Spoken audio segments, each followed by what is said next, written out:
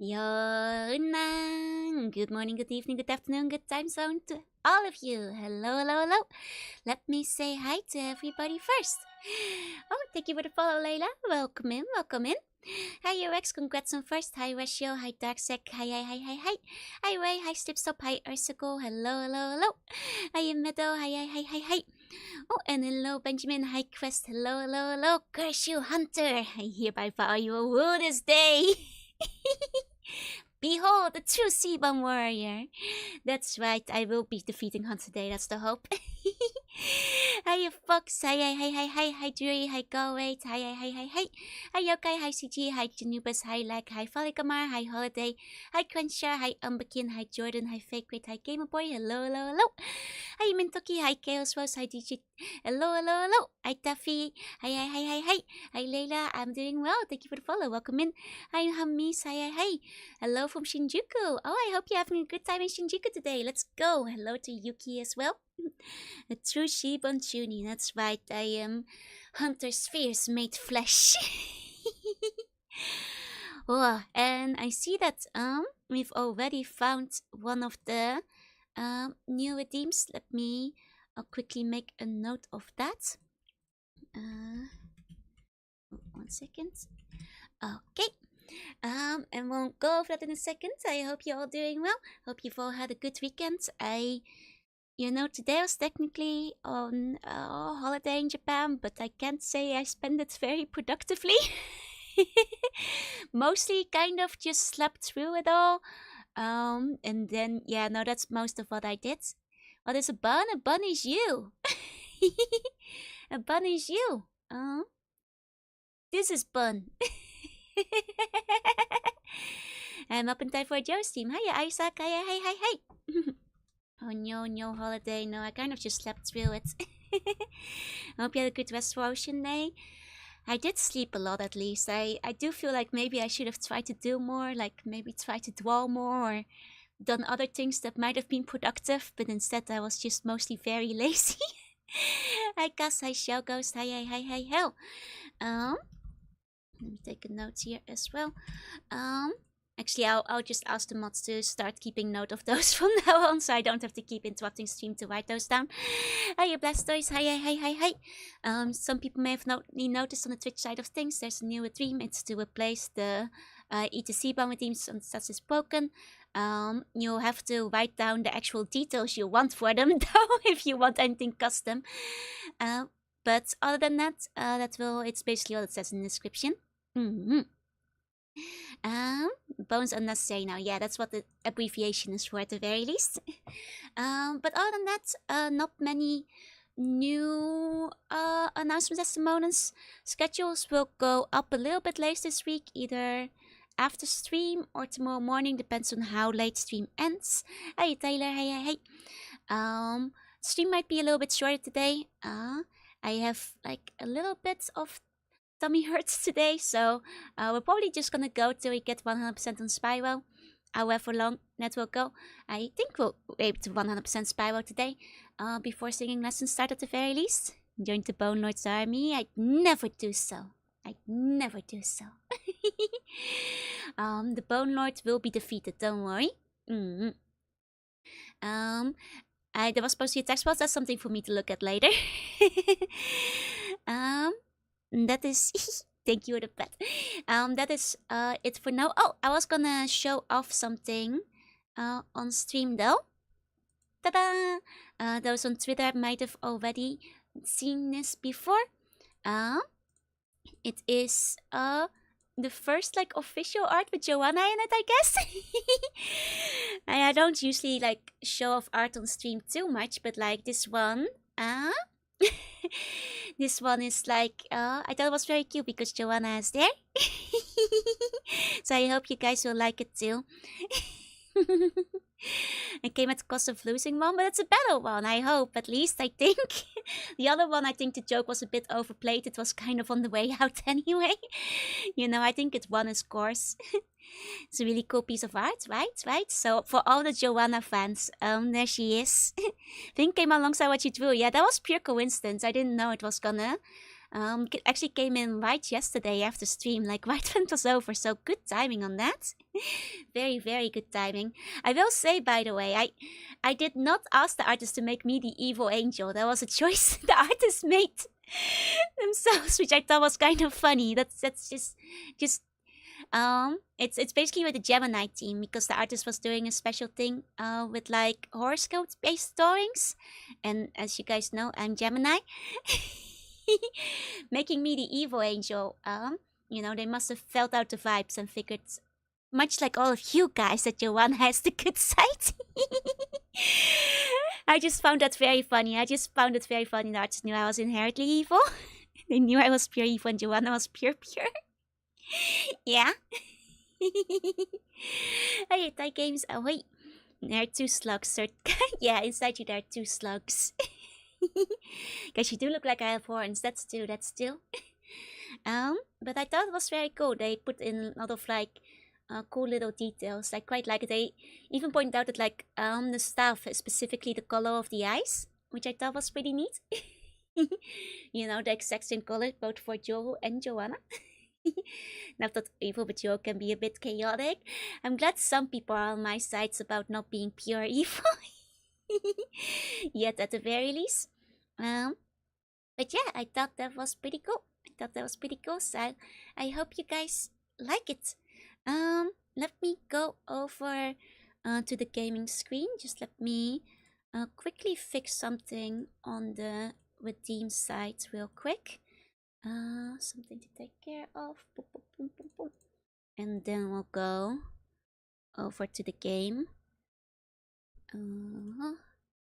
Here we go. Okay. There we go. We're ready. Let's go to the gaming screen. Ta-dang!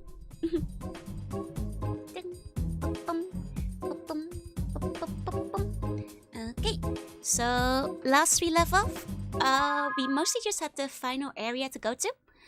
We still have to get 1 egg in over here, but I believe I know where it is, so that's no problem. And then there's like a couple of, well, mostly the desert ruins that we have. Wait, didn't we finish Ancient Lines Lab last time? Wait a second, did that not save? We definitely did it at the end of last stream. I guess it didn't save, huh? Maybe it's because of like where I quit the game. I noticed it like started me off in Ancient Stein Lab today, so maybe it didn't save. Man, okay, so I guess we'll have to do his lab again as well.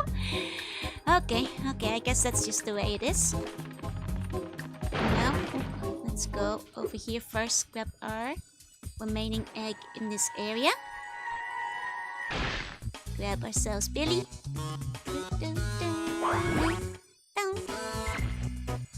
Okay, and from there I guess we'll do Agents 9 Lab again? Because, I mean, I guess we definitely finished that last time though. At least now we know it's mostly just a bunch of the balloons in the air. I wonder if you're not supposed to like exit out of the lab, or else it breaks maybe? Huh. What was that? Did you see a rhinoc? Okay, it looked like To the Fox End was finished. Yeah, no, like I know I was kind of sleepy, but I certainly remember like making sure we finished up this area first. It might have been like the way we quit out of the game or something that it didn't save. Good morning, hey Wolf, hey. Very strange, very strange. But I guess that's the way it is. Oh, we'll just do it quickly. Go. The new active games that you had already collected. True. I guess that was like because of the Doom thing though.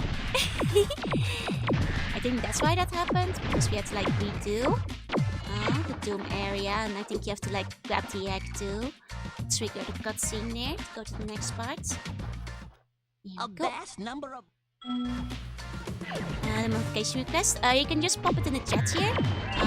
And then the mods will make a note for it. Unless it's like particularly complicated, in this case just drop it off in the Discord. And I'll take a look at it later. Okay. Let's see. Hey Ultraplex, hey. Okay. There's some over here. I think it's mostly just like around the corner that we have to be. Here we go. Oh, like it's like the next beach where I think the rest of the balloons were. Hey Bojanko, hey. And then like within the hummingbird zone, there are a bunch of balloons as well, if I recall. Like over in here. There we go. Okay. These indicate. Go.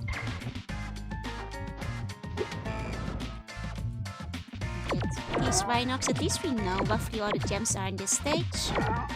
So it shouldn't be too difficult to track all the missing ones down.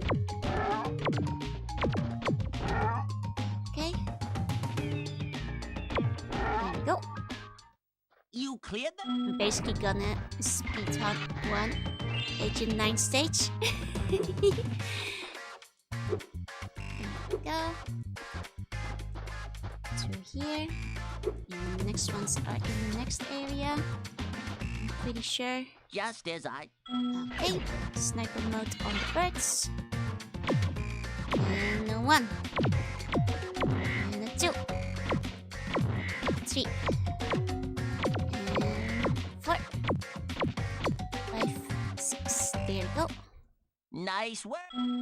Nice. Good day and good luck. Thank you, Younger. Thank you. Make you should keep track of it. I mean, I don't want to force anybody to go into Discord, which is why I added a text box for people to put it in when they redeem it, to make it more practical. Go.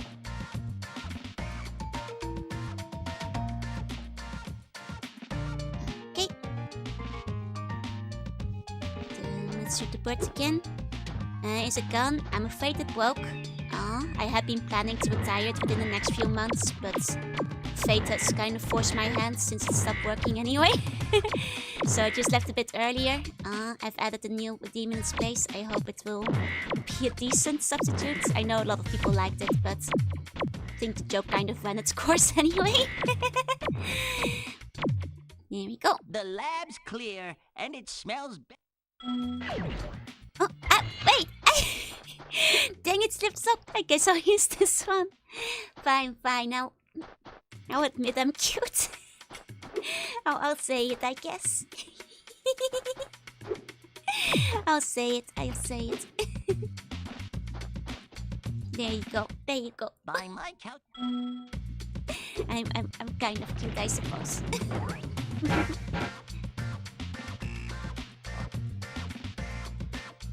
Go. Okay, we have this one over here still. This where most of the gems were that we missed last time. Oh, how the turns have tabled. I did not anticipate for this. Hey, Zero, hey. Nice. Oh, and Sneal, let me hear meow. Can I get your cutest meow?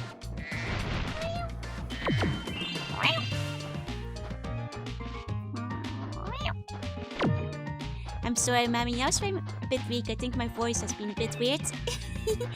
Yeah, Doom level. God, the other one was the actual Doom level when we were like complete FPS, first person and everything. Like, oh. That we went like proper Doom. Sea Dragon records, that's right, Blaze, that's right. Potentially the last Sea Dragon for a little while, because I think today we'll be able to 100% the game. Oh, I guess I should like mention the result of the poll.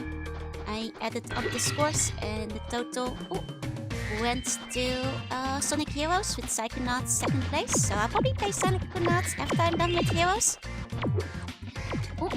Or like whenever another place opens up that is like not reserved for RPGs or anything like that. Hey Miski, hey. I'm just gonna put that pretty high on the list too in that case, because we're 2nd place. I even considered adding them both to the schedule, but When I do that, I wind up accidentally overloading myself on too many active games, and I can't like plan in like quick one-off-one. So I had my restraint for now. Hey, Awaken, hey. Love me Sonic Heroes. I'll do my best. Like as I recall, I'm not particularly good at Sonic Heroes, but but I remember having fun with it. So I'm excited to go through it again. And go explore Team Dark and so on and so forth. You know, it's been too long since we had like our shadow fill, I feel. I believe in the pun. Thank you. Okay. Isn't there one in here? Maybe I was missing one. Near the entrance again. Sonic Heroes is by far the hardest of the Gen 6. See, that's the thing that has me afraid, because I don't remember it being hard when I was little. Or at least not harder than Adventure and Adventure 2. But everybody keeps telling me it's the hardest one, and now I fear that maybe I misremembered like having great difficulty with it. I can beat all of Mega Man, I can beat Sonic Heroes for sure. I mean, I hope so. Depends on the version you had. I had the GameCube version. It's more janky than hard. That's fair. Oh wait, did I must have missed something on this side still. Hold on. Here we go. Difficult is partly influenced with the version.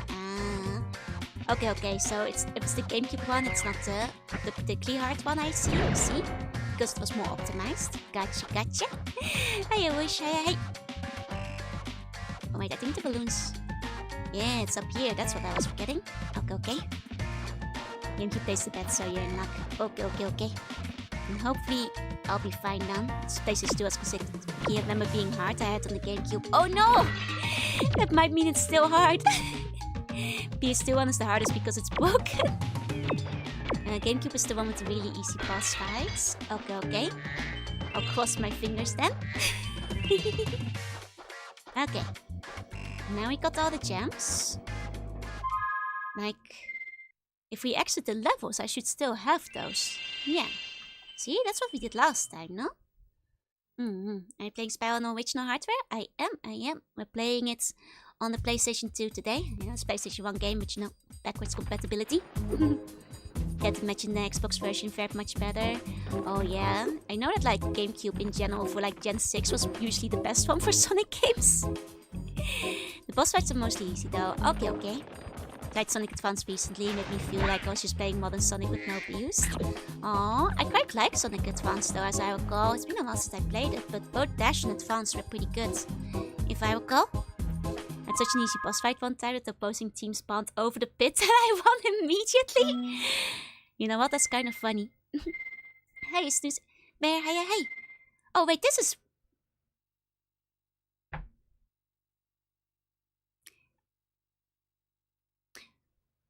The egg is missing.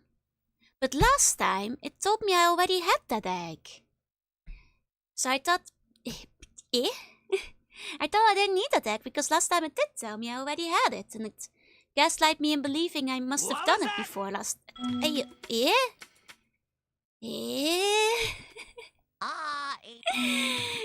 Either way, thank you for the bones, Snoozing Bear. Hi. Go.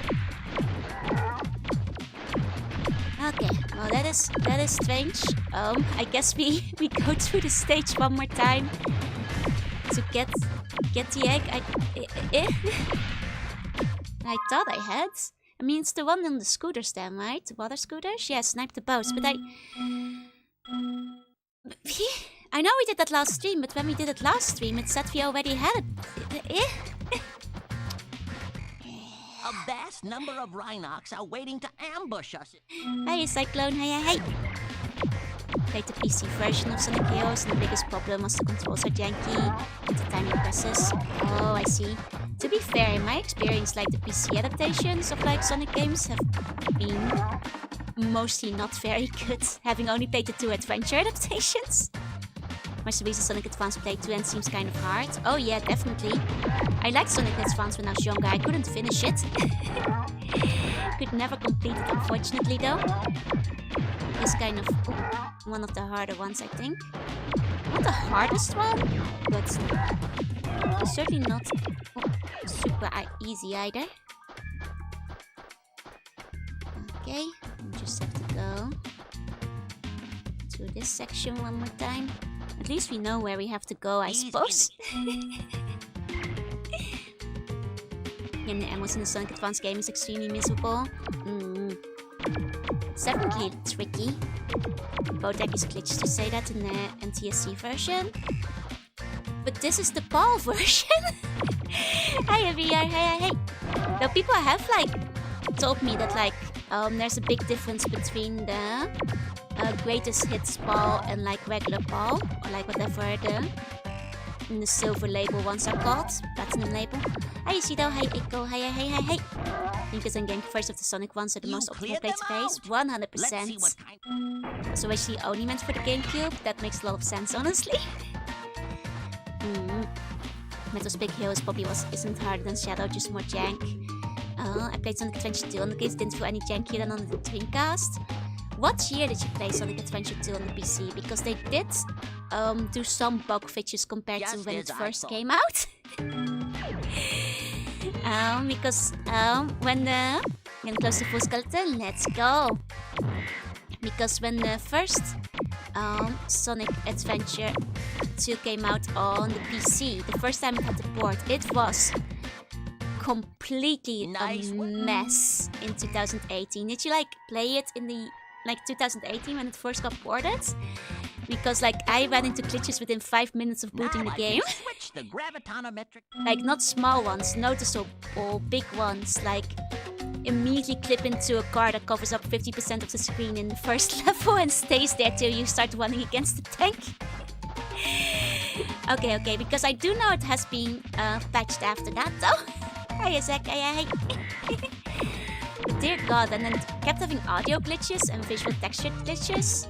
You know, like in the level with like Knuckles, like the water level. No, like the temple water level. It had like the waterfall sound effect would play throughout the entire level, so the entire, like regardless of how close you were to the waterfall, it would just go like shh, the lab's clear, like constantly. And it smells better in here already. Which was crazy. Where I expect we'll find some Rhinox wearing armor. Oh, that was like 6 years after it came to Steam, so most likely the fixed version, yeah. They did fix it up a bit. The category says Arch. It should be fine. Have you refreshed your channel? Because it should be okay. I did update it. In retrospect, Harris probably isn't any harder than Shadow, just more janky, you know? And I did manage to complete Shadow, so it should be fine in the end. Also, hi, Pension. Also, Eiko, I can't recall if you were one of the people who didn't get the bone machine to give you your special bone dance. So I kind of like set it up so I can like custom do it. So I'll just do like a quick one for you. Oh, here we go. It's a little bit scuffed this way, but at least you get your special bone dance that you didn't get to have the first time. There you go. And hi, hey, glitch. You know, it's not quite the same, but and a bit delayed, but I hope it makes up for it. For having it be broken before. Hey, Lord Floof, hey. Okay, I guess we go shoot the ones in the boats then. Snipe the boats. So I'm Nathan compromised by playing a gacha game. Should never do that. You know, I like kind of brought myself into danger. Like not just any gacha, but like a cute like dress-up game one. Because it brought me back to like, you know, when I played like dress-up flash games when I was younger.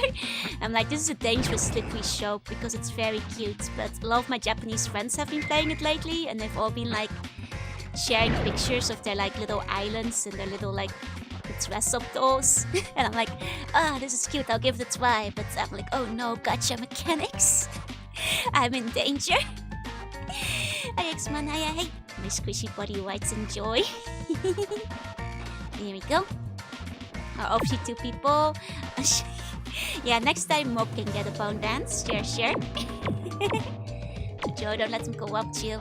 So far, I've resisted, but like the temptation, it's the cute gotcha. It's a slippery slope because I know once I get into it, like gotcha have in the past taken too much for my money before, so it's a dangerous spot to be in. Not sure if Muggles have the same amount of bones as human. That's still. In the case I want to know 3 advanced games as a game. There we go.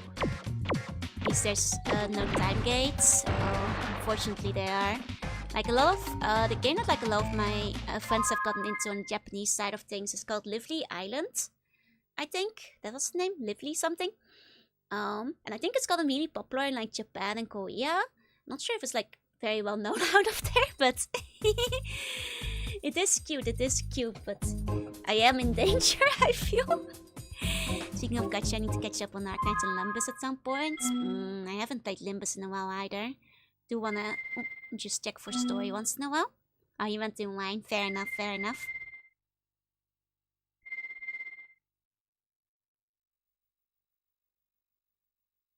Do you guys see it?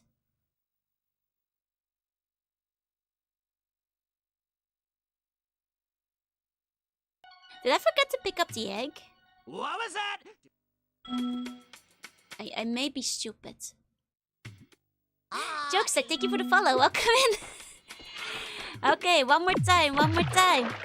We go. I only killed 5 boats. Oh, I may be stupid. I got brain damage. Game trying to stop myself from getting a 100%. It may just be. Hiya, Polly. Hi. One day we'll be free of Agent 9's wild rides and we'll get to go to another stage again. Oh no. But yeah, no, Dims didn't figure out special stage still was. Yeah, I recall and Wash it was like a little bit more fun getting the emeralds again. Okay. Hold on. Don't do gacha in games if it was in-game currency and not real money. Honestly, better policy. Maybe Sabudeos, maybe a non-stellar photo invertebrate. Also true. Maybe both. Maybe both.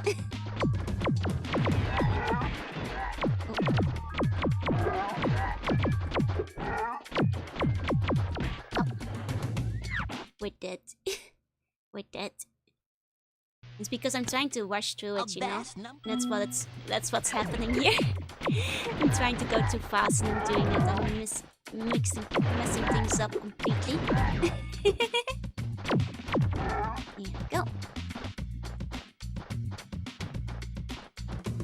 Okay. Pretty Papa invertebrate standards. Thank you. Thank you.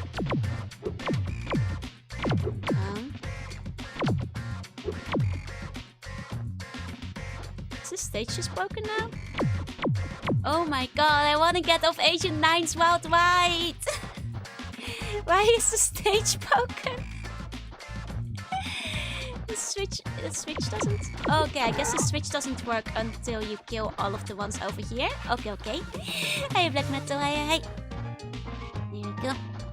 So Nutling uses Supersonic outside of the final boss. The fight never ends. Please, let me get off Agent 9's wild ride. There we go. Bet Hunter's responsible for this. Oh, I bet Hunter is responsible for this. The wild ride of the Monkey Doom guy, yup. Okay. That's fine, now we're just in here. We've got shooting gallery. Here we go. First one. Okay. Oh, hey, Clem. Hey.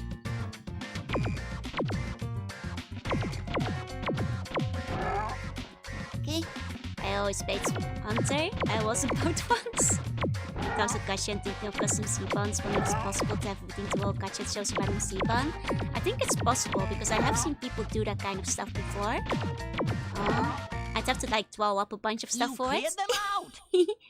Could be cute though, could be cute. But like in that case, I'd want to like see a way if like it could like keep a record of which ones you've had, but that might be like more complicated.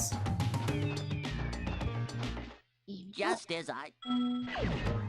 So the song was treated more as a story element than just a game mechanic. Back in that day. Oh, I'm back. Welcome back. Yippee, hey, hey. Okay. Go. Nice work. Okay. We have that egg. We just have to shoot the birds one more time. And then we're where we need to be.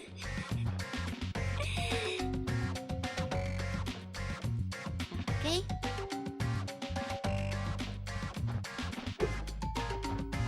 Okay. Now if you reckon it's trying time, please offer me the egg I'm missing. I beg of you. There we go. If you lower the sequence to fill out the draw pool while you slowly put up the number ones. That's true, the custom ones. Here we go. You will go head back in accessory slots. That would be kind of complicated though. I'm not sure if I can figure that out. Hey, blue ticker, hey. If the wags have to be in cahoots with Hunter. Oh, they definitely are. The lab's They're like clear, skateboarding and with it them. They're smells- clearly boss. They're clearly getting along.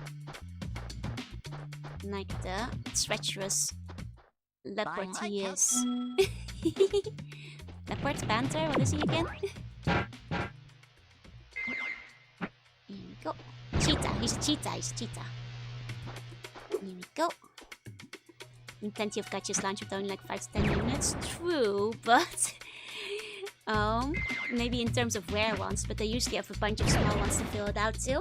Rapsol, thank you for the follow. Welcome in. This has to be a dragon egg. Maybe one of those birds laid something. We can check. Yeah.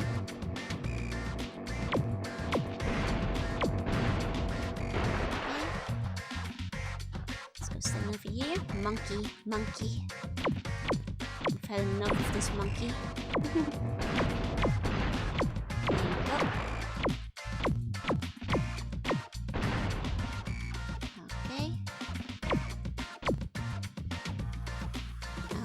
There we go. Okay, there we go. Hey, Swaggy, hey. Egg. We got Tony. All of you saw me get Tony, okay? You saw it. You checked it out. You saw it, there it is. Okay, this time we... See, we've got it. We exit the stage. There we go. No accessory fun. That's too new to that still. Leave Tony alone. Look, we need to make double sure we got Tony. Bada bing, bada boon, okay? She's the little guy. If we don't verify that we've got Tony, people are gonna question whether we got Tony at all. Hold on, I'm double checking to make sure we got Tony. It's on the list. There we go. Maybe Tony likes being in the egg. It's okay, you can go back in after we verified it. Keep looking for a big red circle to distract me from Hunter in the corner. Go. Just gonna set add in some not even things for authentic flavor. Like a rabbit fish. Oh, that could be kind of funny. Different C-bomb. Oh, that is pretty good actually. That's pretty good. This where they get the paranoia, right? We've been on like Mr. Monkey's wild ride for so long. Hey, little guy. Hey. Okay, we're kind of bad at this stage. Do I have anything to cover my health? I might die. Okay. Let's just try and wait it out. Oh. Nope. Want to get off Mr. Monkey's wild ride? Me too. One-star generic skeleton is the worst possible gacha wow. Worst possible gacha wow, and you get attacked by Mr. Bones. better luck next time. By your dragon, why must you get burned by fire, right? This dragon should have better fire resistance. I swear to God. Oh. I miss Mr. Bones. He should get on his wild ride. 1 second, it's a bit hot, so. Oh. There we go.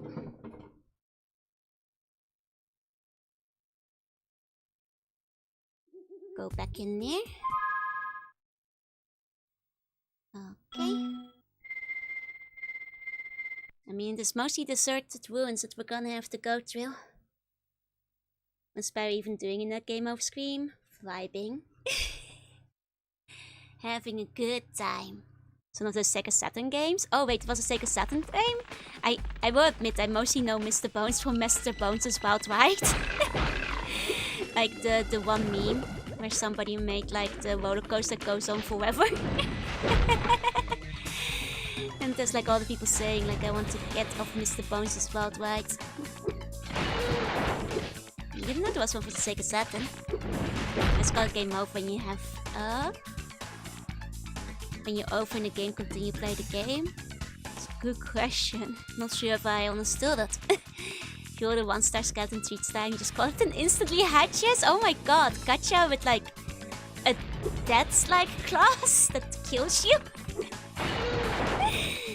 I mean, better fate than most gacha players, I guess. I suppose. That's fair. Latest development in long roller coaster ride science? I don't think so, because I don't feel like I've seen anything about roller coaster ride science recently. Sounds like the creation of the Bone Lord, watch out. Yeah, that sounds like dangerous business over there. Here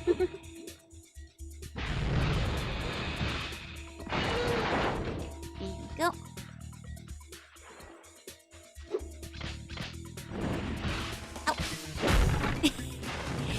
Here we go, here we go. The skeleton hatchery is a replacement for the heat potion. Maybe that will actually deter people from clicking it. You know? Eating the poison was too appealing, but hatching your skeleton, maybe people wouldn't click on it then.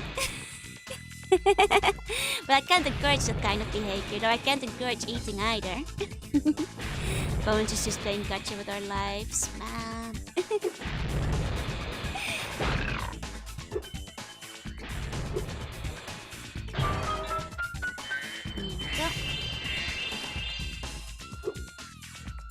Get unlucky 3 times in a row. Yeah, but you know, somebody, that's just the odds of victory. Somebody would get it to make sure skeletons hatches in the moment that says, man, not another 3-star. Okay, but the idea of the Bone Lord playing gacha with our skeletons is kind of funny. You know, it's like, this guy didn't eat any calcium. It's like a 1-star skeleton we got over here. Need some more URs for my army. So many scared of secrecy skeletons, it's scary, I know, right? Skeletons hatches a redeem that not only kills you but exiles you from the sketch for the rest of the stream. Instant ban if you click the skeleton hatch. 1-star skeleton, oh no. The rare bunch should just be bred in the shape of a sea one, an edible sea one. That would actually be cute. I don't mind it being actual food shapes. I'm just off for a bit of a walkabout right now.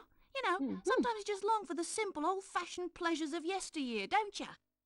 Yeah. Here's a little bit of a walkabout. Let's go. Oh, we're doing it 2D. Let's go. This is more of a crash, or is this more of a... I think more of a crash. Stiffener short for Mr. Bones is right. Let's go. In real life? Nice, nice. You are bred after all. This is Fire Emblem Heroes. Are you excited? 1 or 2 stars are limited and rare. Oh, it's the reverse. That's true. Man, I actually played a bit of Heroes back when it first came out. When I started editing a lot of extra mechanics to like optimize your units, I got a little bit too lost in it because it became a bit too complicated for me to keep up. Oh, early on it was pretty fun, especially because it did what the Disgaea game didn't, which was actually use the Fire Emblem mechanics, even if somewhat simplified, you know? So it was like for at least a while fun Fire Emblem on the go.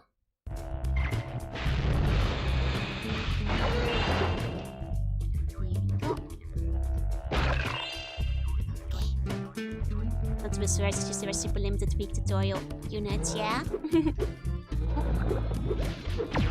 The Hero Stacks Blueprint, hacking wildlife I grant, yeah.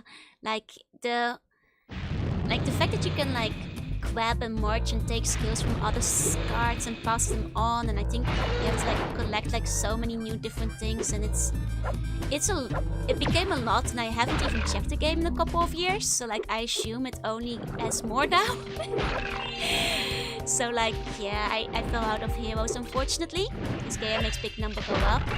Unfortunately the gacha, like the Disgaea gacha is like, you know, one of the most disappointing ones I ever played, because like they should have just like made it Disgaea mechanics, but it was just a very straightforward turn-based in a very lazy manner on the phone, which didn't make up for the rest of it not being very good either. At least it had a lot of cute art, like seasonal things, but like even by gacha standards, this Disgaea one was greedy. So, and somebody trying to play it free to play, it was basically impossible. Is that why it failed? I imagine so. When it launched, like when I say greedy, this Disgaea launched with like 5 different seasonal banners at the same time, like 5 or 6, like a ridiculous amount for like launch week when nobody has like any money saved up yet, and not a lot of like launch week like free goodies either. So I was like, and I kind of stuck to like 5 to 6 limited banners. That's what you do after your game has been out for like a couple of years and you're rerunning the ones from previous years for people who weren't there, you know, not on like release. But yeah, I imagine that plus the fact that like the combat system wasn't very engaging. You're going to explain the problem each kill being entire novella and length. They started in 2000 era Sonic fans started screaming in agony. Oh no. Games are too expensive, yeah. I kind of feel you. That's the reason I don't really play them anymore. But like, trust me when I say that even by gacha standards, this game was like on another level of like greed. And I was like in the era when I still had like patience for some of them. So glad we're back in the third dimension. It was fun having like a little venture in the 2D though. Like, I kind of wish that Sheila's section went on a bit longer. Like a lot of the body sections go on quite long. That was actually a very short one. Well, like the whole 2D thing was like pretty fun. Never became all that challenging or anything. Let's go back here in a second. I know we missed a gem earlier. Here we go. Good day everyone. Hey, Flash, hey. Always managed to bankrupt Nintendo. Wait, really? Honest to God, doesn't surprise me with how bad it was. Like, the thing is, they could have done it well. Like, I think if they'd done it like Fire Emblem, and like literally just like put in the effort to make it the Disgaea mechanics, like, you know, tactical, like, you know, the way it is in the game, I think people would have loved playing it. I think people would have stuck with it. But by not even making the mechanics worth sticking around for, I think they just messed it up completely, because what's the point at that point? Like, nobody's like gonna play your gacha purely to pay you money for seasonal PNGs, you know? Like, you have to have something that keeps people involved, because otherwise, they literally have no reason to stick around. That's why Disgaea 6 was so slow and cloudy, they were struggling at that point. Must make your own gacha game without Peter Power Cream #1 on the mobile charge. I mean, you know what I want for mobile games? I want to go back to very early mobile game era, where most games were just like trying to rip off like Newgrounds Flash games. Because like, here's the thing, a lot of those games were just like fun, solid little on-the-go experience, like spend 5 or 10 minutes on like a little thing to play, you know? Like, I feel like I want more of that again. I'm willing to even pay like $1 or $2 for it. If it then like doesn't come with any microtransactions or ads afterwards, like just give me some more of that. Like, I'd hate to say it, but by God, I'd rather go back to the Flappy Bird era where, like, you know, when you downloaded the game, it was at least a complete game. Just play Sudoku? Yeah, I mostly just play Big Boss on my phone these days. Genshin? No, I mean without gacha. Like, you know, Genshin, it's still a gacha. Like, you know, at least, okay, sure, there's like more you can do in Genshin from the get-go compared to like some of the worst. But I need like literal go back to like the damn like Newgrounds era of Flash games. Just like one solid concept, be it like a puzzle game, a platformer, like Fruit Ninja like era of games. Just like one solid time waster where you can like arcade style either beat your high score, like play through the game or like whatever. Yeah, Doodle Jump, Angry Birds, like the damn like flipping paper into a trash can game. That's from like the early like iPhone games. Like back when games were just like ripping off whatever was on Newgrounds. Like at least you had like a whole experience in one go. Hi Koala, hi. You see this version not trying into things, complete things, yeah. Maybe they're not old enough to know about Flash games. No, I think they know. I think it's just, yeah, games that make you pay up front don't make as much money. That's what I was gonna say. That's why they don't. I know why they don't make them anymore, but it makes me sad. You know, like I know microtransactions and gacha is the infinite money, free money glitch that makes a gazillion times more than like making somebody pay $5 up front, but I hate the reality we exist in. Yeah, I want games that don't become your second job with dailies and all that kind of stuff. Just one payment, no microtransactions. I'm happy, you know, to pay for the thing and then like have fun with it. Miniclip was my jam. God, I loved Miniclip. Miniclip was amazing. Yeah, I think FIFA MTX makes as much money in several games in the ACAT Club, right? Yeah, like exactly. Castle Crashers, Alien Hominid, like that kind of stuff. Like I know it's not profitable. Like honestly, something like Castle Crash Alien Hominid, like I'd even be willing to pay like $20, you know, if it's like a solid game, multiple stages. But I know that doesn't make money these days, which is why people don't make them, but it makes me sad. Because that's the kind of stuff I want on my phone, you know? That's why so many games are getting mangled and it sucks. Remember a guy spending like $1,000 trying to get Hector at launch?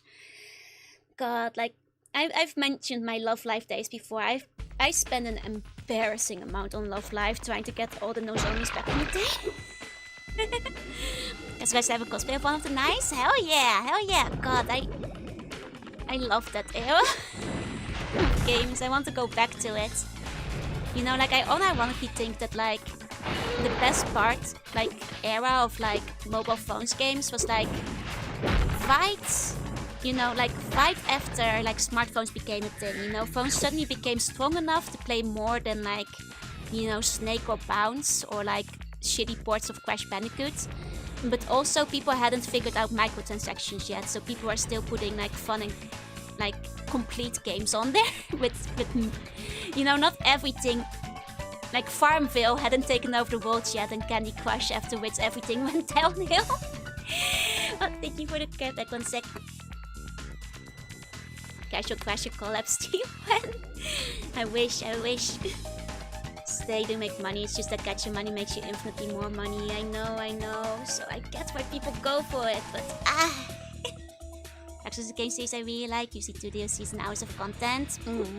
Dark Souls gets recommended to me a lot. Ooh. But I mean specifically for phone stuff at the moment. The only one I still play is Pokemon Go.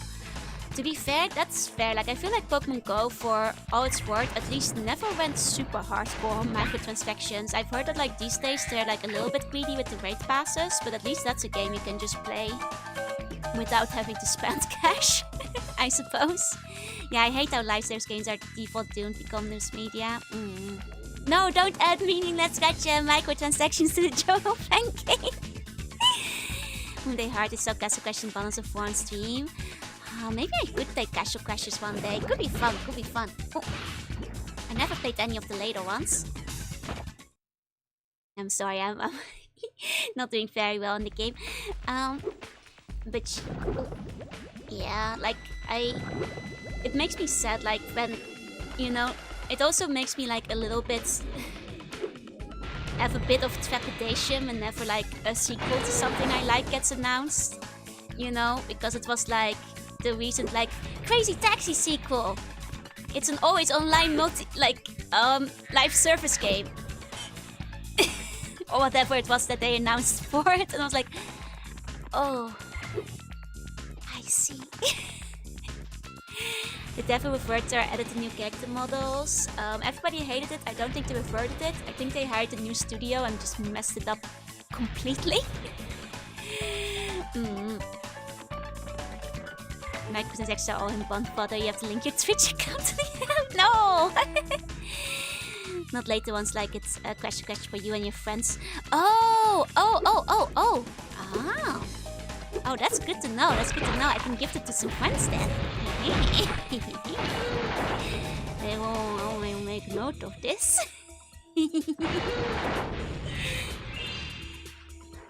Never forgets that the EA was near for having boring combat and watching the alchemy. See, you get me. That's exactly why I firmly disliked the Disgaea one. Like, you're not just like gonna make the gacha, but you're also gonna make it boring? How dare you? You know? How dare you?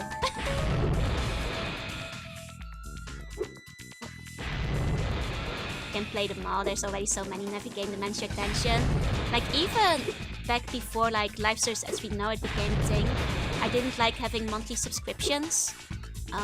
It's why I never played like Final Fantasy online, because like I feel like once I'm paying for something monthly, I feel there's pressure for me to actually be playing it, and I'll feel bad if I am not playing it all the time. So I hate that like this kind of system has just been added to every game. Where like, you know, not in the same way, but where there's a monthly pressure to be continuously playing every day to get all the dailies. Like, it's the worst. Here we go. They're winding down a little bit. God, I hope so. Yeah, I hate FOMO in my games. Like, these days I just kind of avoid them entirely if they start adding FOMO mechanics, because it's bad for my brain, because the worst thing is it works on me. It does. When I get obsessed with the game and test the mechanics in it, it will work and I'll actually start doing it. And that's the worst part. Which is why I avoid them instead.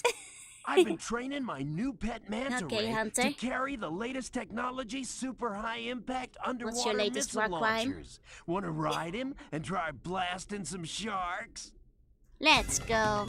Yeah, that's fine. Just watch out for the shark riders. They're carrying the latest JX5 underwater tracking ammunition. Oh my.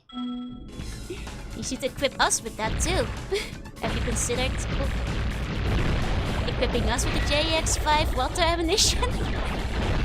Perhaps? Try not to get hit. If you like those games should be a guide to open source and service. God, I wish they would. That's the other thing. Because if it's live service, then when it's gone, it's just gone forever. You know? See also Love Live, see the Madoka Magica game. Like, unless fans manage to back it up in time, it's just Try not out. to get hit. Which sucks. Seasons had it, a question about 9% off. They don't have it anymore. In that case, I'll just wait for the next sale. Steam goes on sale often enough, so I'm sure that's when's the next one gonna be? Probably like Halloween or something. Oh, May and Melody, welcome in. Welcome. I hope you had a good stream. Hello everybody, I'm Luna. I'm Bunny. I play retro games in New Art sometimes, and today we are playing Spyro. Welcome in everyone. Welcome. What's where you up to? What are you playing today? I hope you had a very good time. Let me give you a shout out in a second. We're in a bit of a high stakes shooting shark scenario over here. Don't worry, they're not real sharks. These are robot sharks. There you go. Let me give you a shout out. Ammo, okay? I don't want Oh, you're playing Stray Gods, the role-playing musical. Oh, that sounds interesting. Is that like Rhapsody? Because like the Rhapsody game is really fun. Can't lie to me, they're mechanical sharks. Then added FOMO character story quests that never return. I feel you. Like basically all the events in Genshin were like too much to keep up with in my opinion. Back when I played it like 3 years ago. Just wish they did. Castle Crashes is always on sale. Let's go. Will do. Let me actually make a quick note for myself about that. There you go. Ready to try not to try get hit by the again? explode, Harry. Yeah, thanks, Hunter. Great tip. Just moved against Passing Knobs. That's the games I get take money for taking down. I think here's the thing about that. It's not gonna put an end to gacha. It will only because let's be honest, the biggest money maker is not the EU. Let's be real honest with ourselves. The biggest money maker is Asia. So if the EU passes anything, it will be the same as what happened to a lot of games in the Benelux. It just won't be available in the Benelux. Like, that's why a lot of games aren't currently available in the Netherlands. You know, and I can predict how that will go. It just means that from there on out, gacha games will only be available in like America and Asia, which is where most of the big spenders are anyway. So I think that will unfortunately not change any complete trajectory of this limited game release. Oh. Okay, I think this time I assume Gamma was just a robot too. No, Gamma was a friend. These shark robots though, they have no soul, so don't worry about it. It's okay. You know, Gamma had a soul, and that's what made it different. That's what made it different. Try not to get hit. Okay. I'll do a bit better this time. I'll look at the proper screen. Focus a little bit better. I guess we should maybe try to be behind the sharks. That Gamma just had a flicky in him. Yeah, that's the soul part, baby. Oh, but I know that's like up to interpretation. Some people have like very different opinions on that. I miss Gamma, me too. But honestly, Gamma's story is like one of the most like best stories I think in Sonic. Like it's so sweet and like so sad and makes you cry, but it's so good. Yeah. And my bad gacha game practices. I need ideas for the fan game. No. Good morning, Objective. Hi. Let's step away for a moment. It's more of a visual novel. You get big changes. Oh, okay. Does it have like musical in it? Does it have like song and stuff? Still quiet, Gamma story. Same. No, we have left is Omega. Omega's pretty okay too. It's not Gamma. I know Sonic writes such good robot stories. Right? Like I think it's because they understand what robots are all about, you know. Robots have been a part of like Sonic since like the very conception, with like the Eggman robots, which like leaves a lot of room for making sad robots. I feel once you know what you're doing. There's multiple songs, sometimes you only hear them on certain routes. Nice. That's the good stuff. It's been a while since I played any visual novels. You know, I was thinking of like replaying the Tsukihime once it's finally being released in English. I've heard. Oh, because I already played it in Japanese and it's pretty good. But nice shooting, comrade. considering that's a 40-hour game, I'll probably do that in my free time. Hi, Isaac. Thank you for the phone. Thank you. I already played it in Japanese, but I think, you know, it's been like 3 years, so I'm happy to go another round on it. Though, like, if people are interested, I guess we could, like, play maybe just a prologue on stream or something. That's the other thing with, like, visual novels like that. They actually tend to be quite strict, especially when they're new, about how much you're allowed to show off. But Tsukihime is one of my favorite visual novels of all time, the original one. So I kind of think it might be fun to show it off a bit. Like, one should be careful about the animals he puts in his robots, right? Because sometimes the animals betray.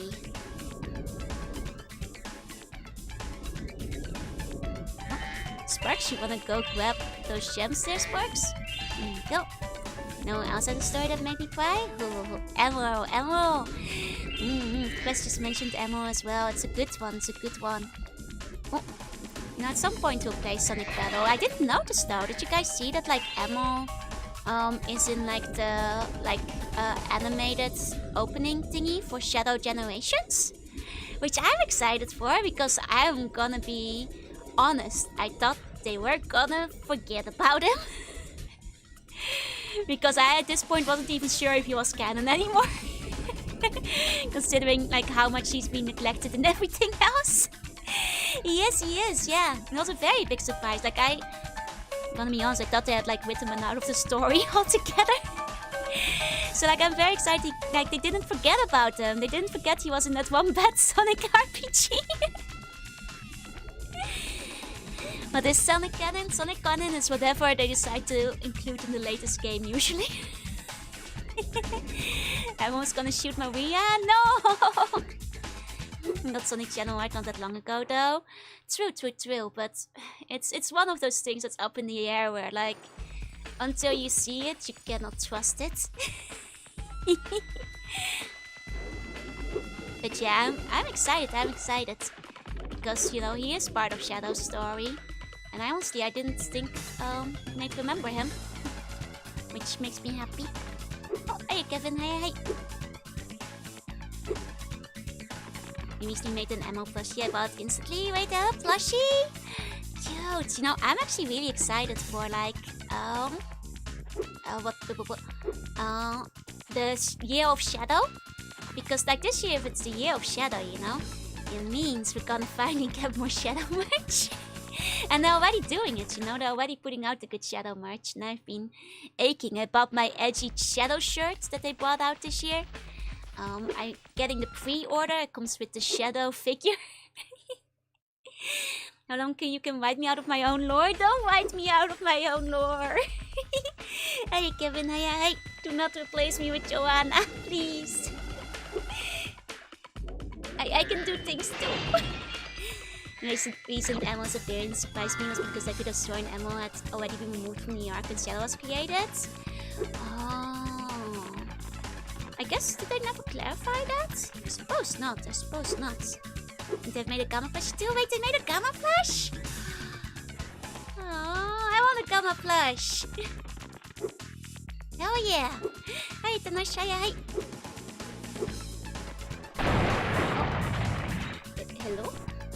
Hello? I think we found the mouse girlfriend. She's Lara Croft. Well, look at you. Tawa! Showing up here to Lara raid the Croft. tomb after I've done all the work.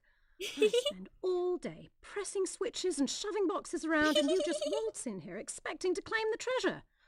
Well, might as well have it. Only turned out to be a lousy egg anyway. The triangles.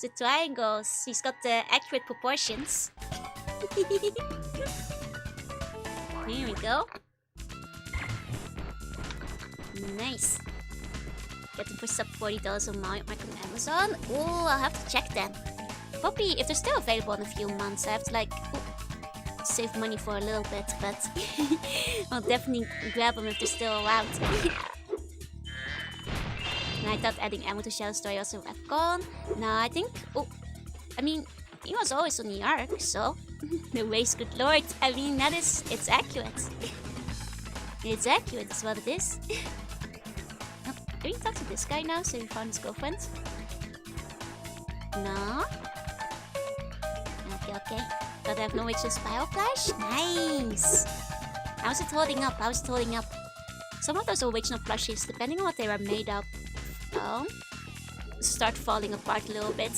I think one of the famous ones, like I had like one of those original Butterfree plushes. The ones that like all the wings are coming apart on. Which is why I asked, because I wonder how like Spyro wings are holding up. Because my Butterfree ones didn't do very well.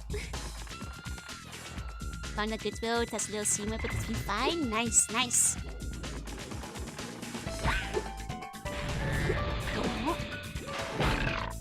Go. Didn't 100% remember that. That's fair. Okay, also an OG Agumon Plus. I actually have an OG Gomamon as well. Gomamon and Gatomon are the two I have. And I think I had like one more. But I at the very least had like Gomamon and Gatomon. I think I might have had Gabumon as well. But I remember most recently is the point where most of the build up for the finale starts. Perfect.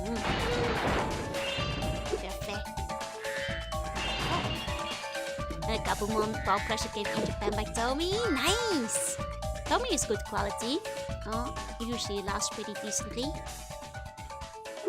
Okay, I think we have to jump from here. And then Salvation Army was very spice. Nice. Oh, oh no! I fell too soon. Okay, it's fine, it's fine. Grab this one. Okay. We'll just climb up one more time. And Zach, thank you for the follow. Welcome in, welcome in. Is the notification not gonna go off? Okay, well, welcome in. Thank you for the follow. I guess notifications don't work today, huh? Not every day you find the Japanese flash at the donation place. It's always nice when you get like a rare find. I used to go to like charity shops and stuff a lot. Whenever my family would go on holiday in England especially. I'll take a sip of my drink. Could be that the notification is like super delayed, in which case we might see it in like a minute or two. But either way, welcome. But yeah, we'd always go to charity shops, and once in a while you'd find like Japanese manga or something, which is great. It's just breaking down completely. No, it might just be me that's breaking down. Oh, wait, there it is, just super delayed. Either way, you get a second welcome. Hi Olive, hi. Okay. Oh, it's over there. Okay, how do we get there? On the inside? It is an entertainment makes almost any Sonic character you want. God, I'm so glad they're making a bunch of stuff. I'm so glad it's a year of Shadow. And they'll make even more stuff. My friend found Futurama on the PS2 for $5, now worth probably 150 or something. Back then, worth 70. Nice! Good deal, good deal. Very good deal. Okay. Let me see, can we jump from here somewhere? Like to win 98 jackboxes? Thank you. I'm glad you do. So we need to get to the back of the temple. Oh wait, there was like a wall that looked breakable earlier. Oh, I think I might just have to find that breakable looking wall again. Okay. Let's run back to it. Yeah, Shadow's been popping off a lot. I'm so excited. I want to see what else there. Oh, pulling out. And I guess like Shadow is gonna play a big part in the movie as well, isn't he? I had forgotten about that for a second. Now the helmet of the overworld is how people speed run to the last boss. Wait, really? Like by clipping off it? How does that work?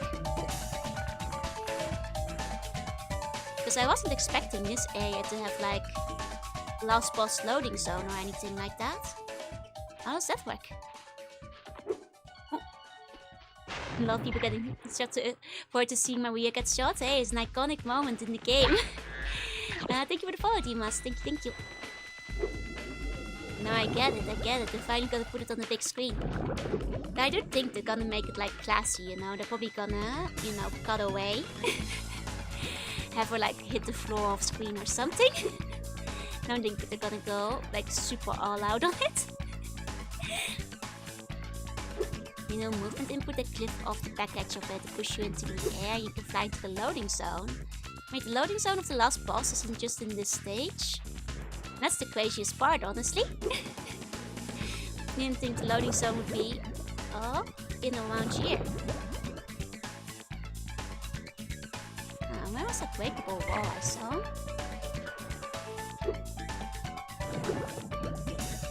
Okay, I can jump up from there. Oh, but what I can do is maybe... Yeah, go there from Sheila's area. Okay. Oh, not this stage, the overworld. Oh, okay, that's what confused me. Okay, the overworld makes more sense. That makes more sense. Here we go. I think it's just because like a lot of people were afraid it was gonna be censored or that they were gonna write Maria out of the story entirely. So it's more like the idea of like the story staying true to the original roots is why people are excited about it. Not excited to see a child die. They're excited that they're not scrapping a major part of like, Shadow's past, which is like a major part of his motivation. If they made it so Maria didn't exist and didn't die, that would what a lot of people were expecting when he was first being added. that would have been a great disappointment. You know? So that is more why people are excited. It's a really good speed one to watch. Actually, let me double check if we grabbed all the gems in the Sheila area. Yeah, like I feel like the Spyro games like have a bunch of crazy glitches.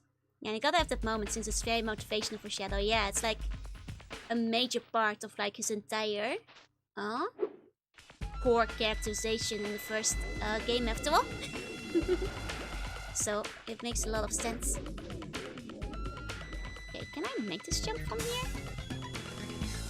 It seems a bit tight. No Sonic 06 though. Hey, maybe movie 4. I don't think so. Sonic 06 was so poorly received. I'm not sure if they'd include it. Yeah, it's why you want to seek revenge against humanity in the first place. Exactly. Shows the movie is treating stories with respect indeed. Self-bullying punches, they're not like rewriting it to change Shadow's origin up entirely. Which if they did would have boded badly for the games if the games were gonna take cues from the movies at some point. So overall it's just like all in. It's Project 06, but that's not official. People need to know why Shadow came off as a villain first. Exactly. Either way, that's basically why people are excited to see Maria get shocked. It's not because they want to see her die, it's because it's one of the most iconic, pivotal moments in a Sonic the Hedgehog game. Especially because it's so unexpected, you know? From a Sonic game to, you know, it's very tense, very dramatic.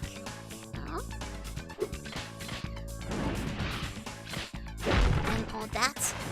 Which is why it like is in everybody's memories very strongly.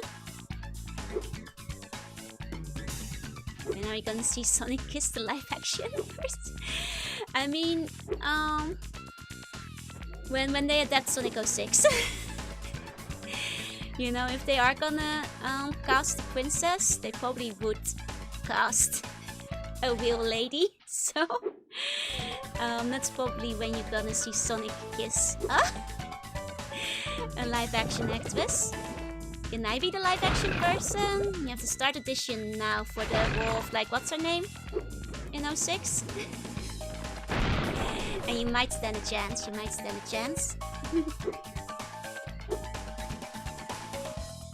Okay, need to figure out where exactly we glide to from here. Can I make that glide? Maybe that's too far. Princess Elise, that's the one. There we go. That's okay, Rex, that's okay. But yeah, no, in this case, like, you don't have to lose your faith in humanity too much. There's a much more normal reason about why people are excited. Can't wait for the Game of Thrones styles. No! None of that in my Sonic movie. Oh, surprised they didn't have attempted to give Sonic a live action person named Modena. Oh, from like the early Sonic concepts. I mean, I think that is like for classic Sonic only, you know? If they put, if they add like a classic Sonic to the Sonic movie verse, they can add Madonna in.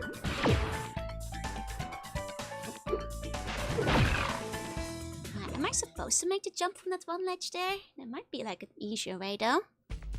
Make for a cute gag, yeah? And like a cute little shout out for like the fans that would recognize it. And also thank you, sponsor. No, thank you. Because like, if you know, you know. You know? Okay, I'm doing very poorly here. I think we're gonna run out of lives soon, no? How do I still have lives? Okay, I was about to say, last life. There must be a better way to get to that one area though. Is there nowhere else I can like maybe? Not from around here.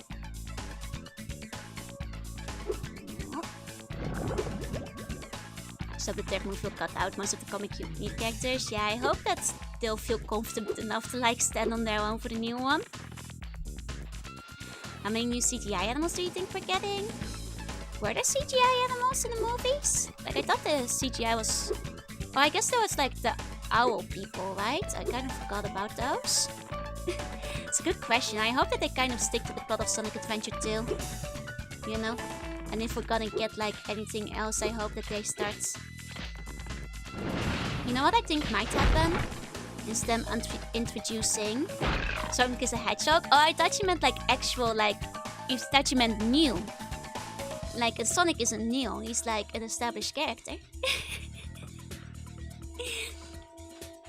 Like the owls were new, but... I hope that in this case they stick to established characters as much as possible. Oh, new to the movies. In that case, Shadow.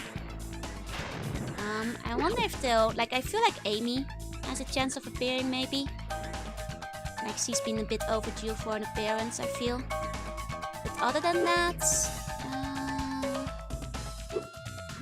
I think there's like a chance that like after they finish this movie, like introducing Shadow, they might actually go for the plot of Sonic Adventure afterwards. Because then like, you know, it's like Sonic Adventure but Shadow is there. Kind of situation. Which I know is kind of silly, but I think it could work.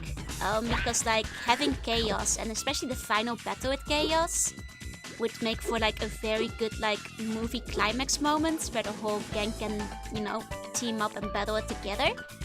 Which is why I think there's like a chance of that. Like I could see it work if they, you know, except the only difference is like Shadow's here now. Unless they have the balls to kill him off. Or at least do the fake out deaths just the way they did in Sonic Adventures 2, you know? Because they could always like leave him dead for one movie and then bring him back later. There we go. I mean, I feel like they'll have to include Amy at some point though. You can't leave her out. She's part of the gang. Like, even put her in like Sonic and Friends. And if they'll be able to get Jim Carrey back to Eggman since he already tried to retire. I feel like isn't he reprising the role? Like he's willing to just do it for Sonic. Yeah, possibly Whoosh. Whoosh could probably make an experience too. Actually, Whoosh might actually appear in the third movie. Because she is part of the Sonic Adventure 2 plot. I wouldn't be entirely surprised to see. Oh, appeared in that one. Okay, I think we can actually round that corner. Like a little bit awkwardly, but I think it's might be possible. Yeah, they confirmed it for the third movie. But even for future movies, I wouldn't be surprised if he came back. No love for Metal Sonic. Hey. Oh. They're putting in Amy. Then maybe Metal Sonic will be up here. Not getting two girls, I'm afraid. Yeah, it does seem unlikely. But then again, it feels like they're taking like a very slow approach with like how many characters they're adding per movie. So I wouldn't also be surprised if Shadow winds up being the only new character added. Or if it will only be like Shadow and like Amy or something. Oh, it would be nice if Whoosh was added, but I wonder if they actually will, you know? I'm not quite sure if they would. Did you watch the Multiverse Johnny show? I don't think so, because that doesn't ring a bell. Is that what it's called? Or does it have like a different name?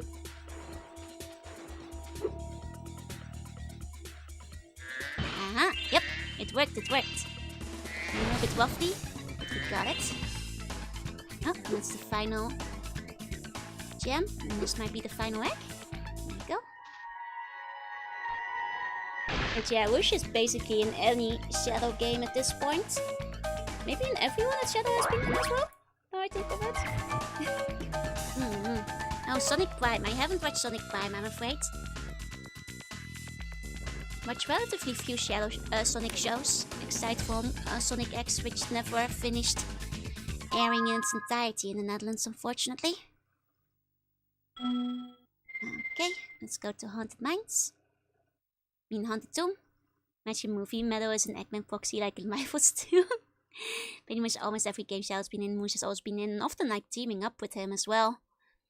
But then again, I wonder if they'll...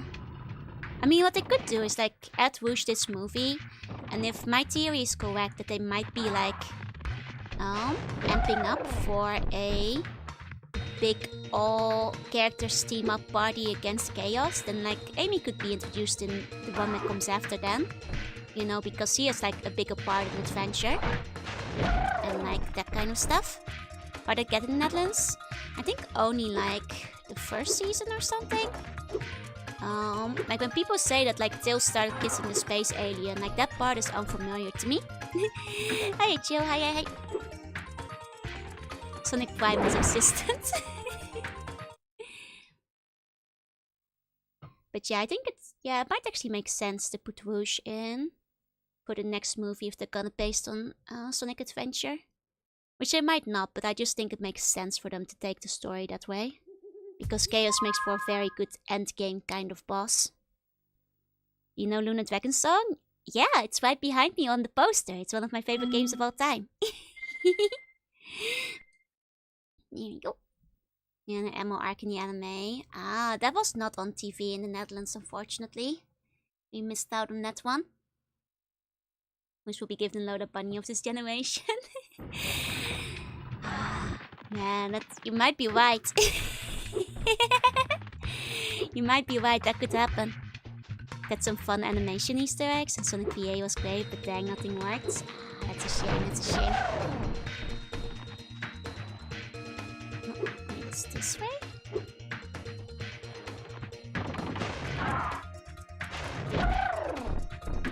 Wait, I'm supposed to break this somehow? I might have to use a power-up to break these? Okay. Hold on. Or like, use the thing to shoot it at them. Here's the thingy that we can pick up.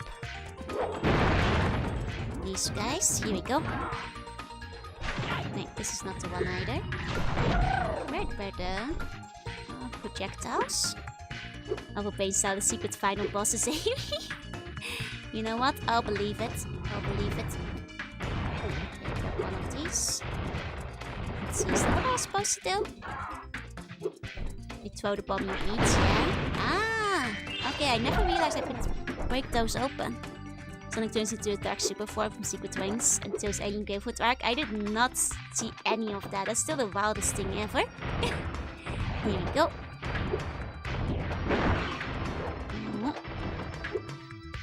The secret final boss will be easy.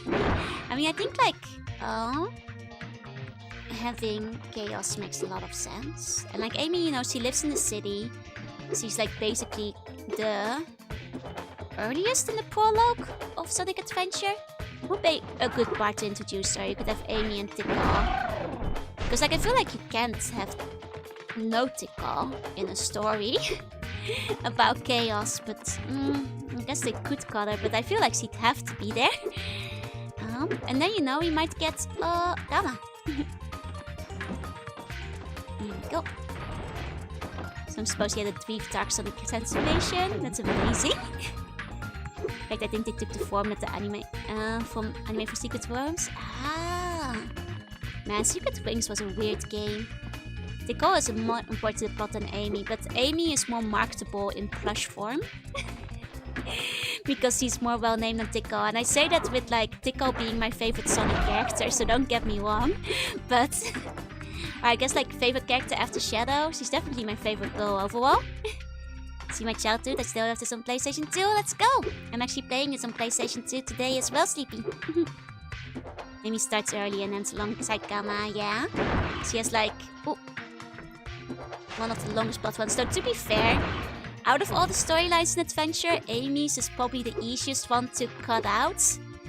Because she mostly just gets chased around, and like, if you cut out her plot, you could just have her not be chased around. But I feel like she has to be there though.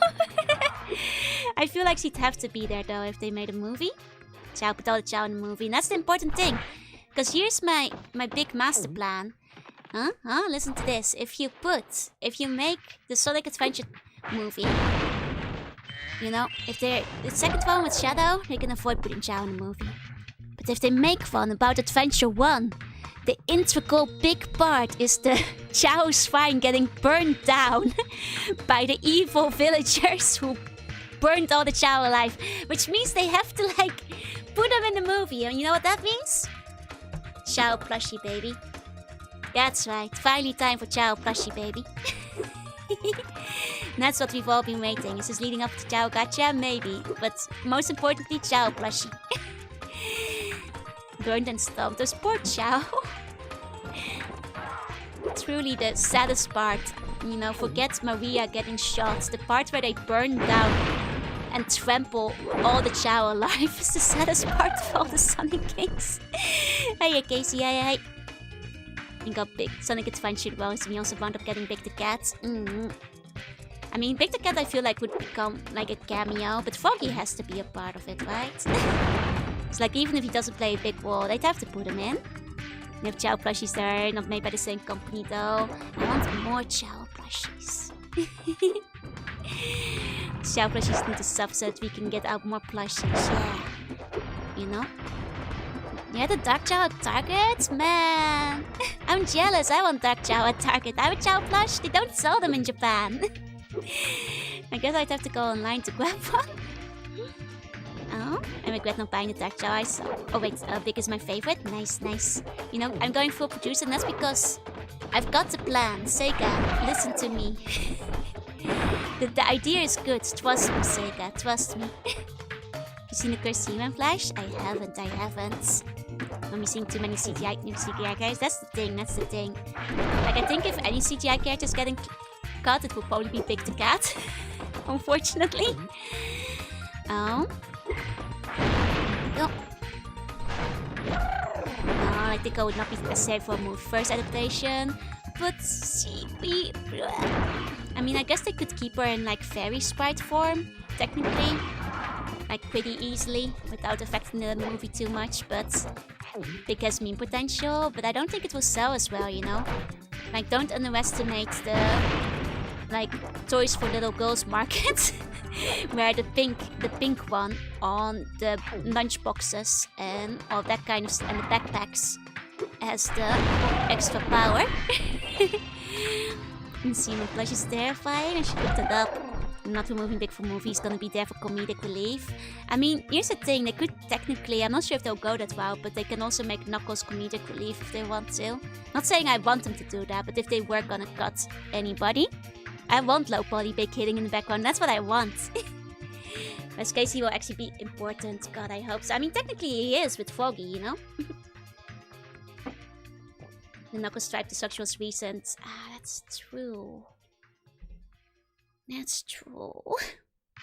But we can say that Tickle's stripe was a different one. Or like maybe it happened even longer ago, you know? You can go around it, like maybe even longer ago, the legend of the Chow, you know, the bad evil tribe leader 1,000 years ago like burned down all the Chow and now we carry his curse. This is the Chow shrine little Knuckles that we have protected for centuries. You know, you can put Tickle back in. Post-credit scene where Eggman shakes the Chow and just goes shush shush. Honestly, if they did a post-credit scene with Eggman and Chow going shush shush, I'd be really happy. Just wanna say, I look up to you. Oh, thank you. I really appreciate that. Flattered, I'm just a little slug after all. I think I haven't killed this guy. I probably didn't kill the big guy yet. Okay. There we go. Probably should like aim at them. Okay. Come on, Spyro. Pick up the bomb. Ow! That's not how you pick up the bomb. Come on.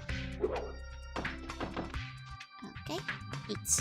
Eat. Oh, I'm already carrying a bomb! Oops. I was wondering why he wasn't picking it up. Okay. Well, now the end of the weird RPG lore that everyone's made. I think at this point, anything that happened in Dark Chronicle is considered non-canon. Because that was the game they got sued over by Camp Benders. I think they are just trying to forget about Dark Chronicle. Cock is apparently new Pachak personally. Man, that will make Tickle appearance a little bit confusing. A little bit more complex. But yeah, I think when it comes to Chronicle, I think that's the only part still considered canon. Do you know about them? Only vaguely. I have no expert knowledge or anything like that, but It's hard to not ever have heard about him when it comes to Sonic, you know? Oh, I've learned this against my will, but I am aware of the man. It was a mean anime face. Is there any retcon Joe lore? It's a good question. I think I've kind of just like ran with everything most of the time. All Joe lore remains canon. More or less. Non-canon sounds like a producer loophole. Here we go. Okay. Oh, the down the rabbit hole guy, right? Maybe I can look it up one day. Stuff of nightmares. You can swing a stick in the Sonic Venom without hating discussion. Exactly. Though, you know, after the art stream yesterday, after discussing it with Meg, I think I might actually buy the How to Draw Manga book from Camp Penders. Because I think it would be very funny to follow the book exactly for an art stream. As a joke. You know, how not to draw manga stream? Make the kittens into Battlestar Galactica. It's wild. Like, oh. But yeah, I think that like, I wouldn't be surprised if like Sonic continuity will take like 100% distance from like any and all Dark Chronicles stuff, just because it's like a sore point in history at this point. Time to write up the worst possible lore so I can get retcons? No! Is that what you're thinking about? Sees deep into the lore? I see. Yeah, I might do, I do art streams sometimes. Not very often, but once in a while as a little treat. He's a VTuber too, is he? I saw his latest artwork and somehow the same, yep. Like, I think the issue is he draws the character not with just realistic lips, but like entirely realistic face anatomy and then like filled anime eyes, which is I think why everything is Uncanny Valley. Even without Bob needs to be an Echidna invention. That's true. What other ancient civilization is there? I guess it like might be an excuse they'll go with when the time comes. Like if Camp Penders brings it up, they'll be like, you know, there's only one civilization. It wasn't, you know, it was just like a logical next step. It wasn't just you. Kind of situation. Camp Penders are this cognito hazardous. Maybe the Black Aliens. That's true. And to be fair, the Black Aliens already had like a bunch of like interference in like the Shadow plotline. So like for them to interfere with Emerald on the Ark is not like too far-fetched, I suppose. If that's like a direction they want to take. Did you know the Mito of Sonic Adventure 2 to Sonic and the Black Knight is currently directing Moon Factory? I did not actually know that, no. I haven't really played any of the recent ones. I liked a lot of the older ones, but the more recent ones, I feel like the game is still finding its footing in 3D, if that makes sense. I feel like Moon Factory was extremely solid in 2D, and the transition to 3D has been a little bit less than elegant, but I'm sure they'll find their footing eventually. And I'll pick it up again. Hey, Socks, hey.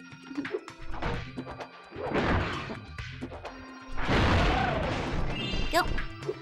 Okay, we got all the gems. Is that also all the eggs? Let's use a new ancient waste, like the resources, everything in the setting. Oh, Tank Blast. Oh, right, there was like the monkey area in this one. Right, that was a tricky one. Let's whoever was in charge of hiring can see the talent at least. Oh, and thank you for the bone. Thank you. Here we go. I mean, partially 3D. You guys know what I mean. Like full 3D with like full 3D field of vision instead of like top down. You guys know what I'm trying to say, right? 1 second, I need to cough. Here we go. Like, one moment.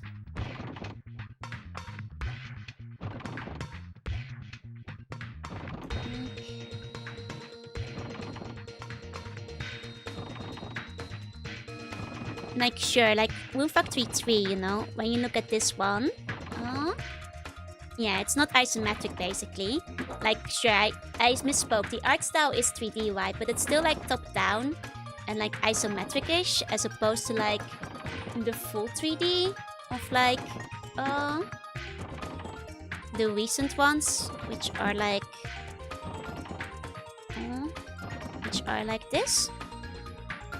You know, I'm bad misspeaking, but I guess the transition into like going full 3D with like full movable camera, free camera, and like bigger models and like that kind of stuff. Like it was, I felt a bit more polished when it was still a little bit more on the grid. If I have played Sante, I did. All of them actually, but unfortunately that was before I was saving my VODs like very religiously, so like unfortunately the Shantae VODs are gone, which is a shame because Shantae is one of the hardest games I played and I'm pretty proud of actually having beaten it at the time. So I kind of wish that evidence still remained. Guess Doom did leave a huge flying fortress on Earth. Yeah, Emma could have been found there. They could have done that. And I could have alerted Doom to jail too. Exactly. I think that could make sense, considering there's already connections there anyway. But yeah, I'm sorry. Bad speech turning on my side. I don't really like that. No, I tried like, I think it was 4. And I was like a little bit disappointed compared to the charm that the older one had. Because I gotta play them again. No, I did play them. I played a little bit of the newer ones, but I couldn't get quite into them. Like I feel, like some of the cutscenes in like 4. I think it was 4. Let me double check. Now I'm like questioning everything. Yeah. No, it wasn't. Was it 4? Or 5? I forget. Might have been 5. Either way, I thought like, the cutscenes just didn't hit the same way. There we go.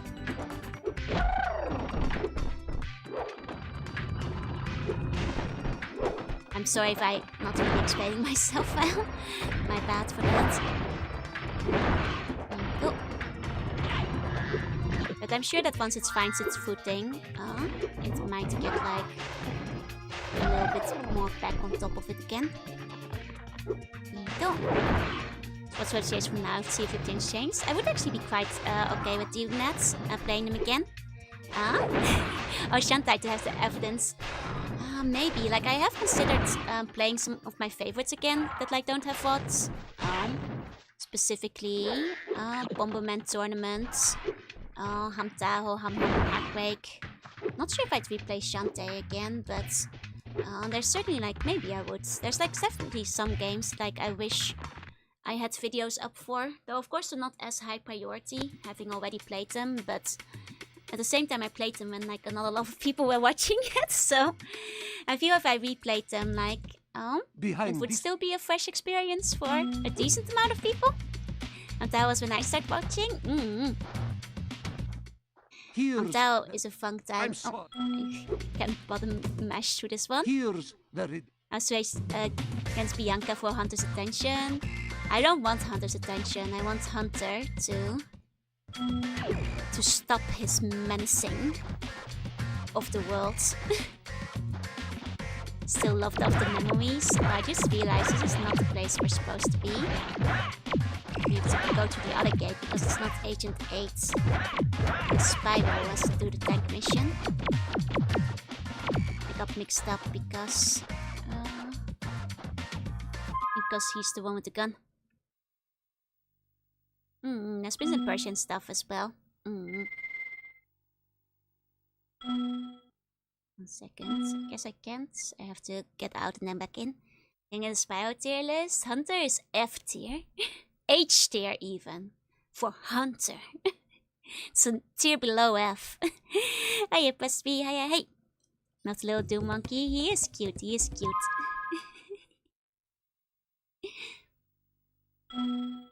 Okay. Back to Haunted Tomb. Here we go.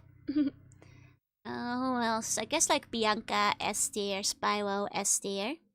Yeah, Hunter's his own tier of terribleness.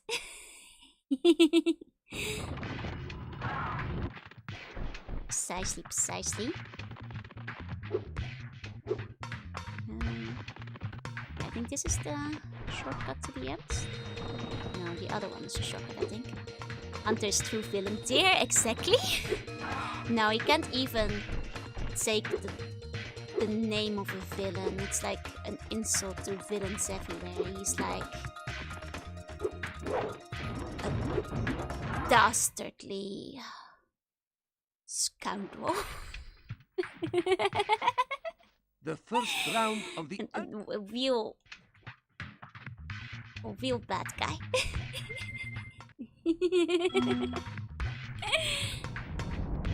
Okay, I'm not very good at this mini game. So we're gonna have to do our best. Try and hit some with the lob shots. Oh, they hit me with the lob shots. Dang! Didn't even get one. 100 top 10 anime potatoes. The first round. Okay. Worst part is we have to answer the riddle every single time, so I can't even button mash it. Okay. This one is like over here.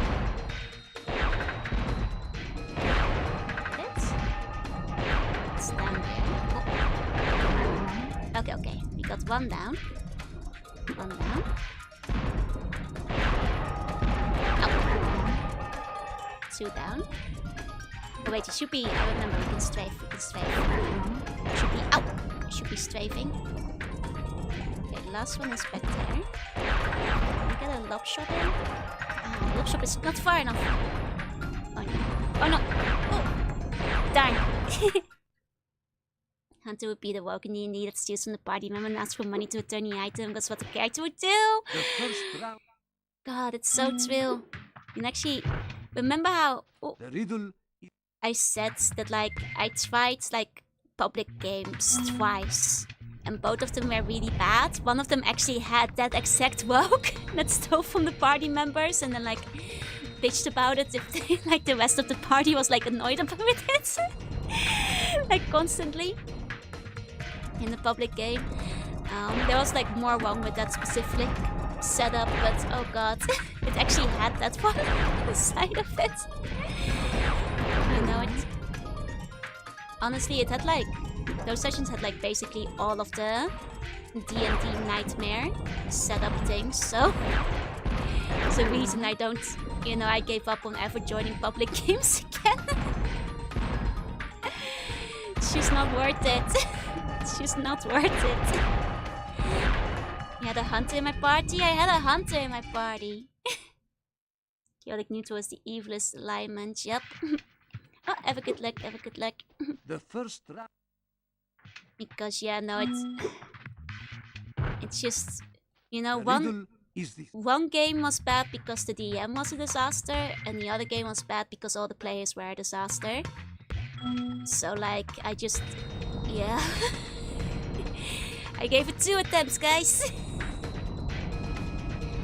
2 attempts, and that's all they were getting from me. Hey, no jokes, hey. At different stores, by the way, different game setups, different people. But you know, I already have nerves leaving the house. I can only handle so much. I feel like I've been a DM. You probably had to try really hard to be that DM. Hey, sheep, hey. Like, I feel like that DM like was The first round of the guilty of a annual couple of demolition crimes, hovercraft but like which on their competition own is wouldn't about have to been begin. so bad, but by combining them made it kind of a bit of a miserable experience. So like that's the only time like I actually excused myself early that day, saying that like something had come up because I was like in actual agony at that point. Like I was not having a good time, which was a bit of a shame. It like soured me. That was the one time I tried out the Star Wars system, which is a shame because it like kind of soured me on the Star Wars system. That's with my DM. My friend has some real horror stories. Yeah. No, in this case, like, the DM had like a bad habit of like describing a room, like, you know, when you enter a room and then like missing out on like a really major part of the description and then getting mad at you for not knowing it. So like, you know, we would have been in the room the entire time, like for like 20 minutes now. He's finished describing it, right, in this game.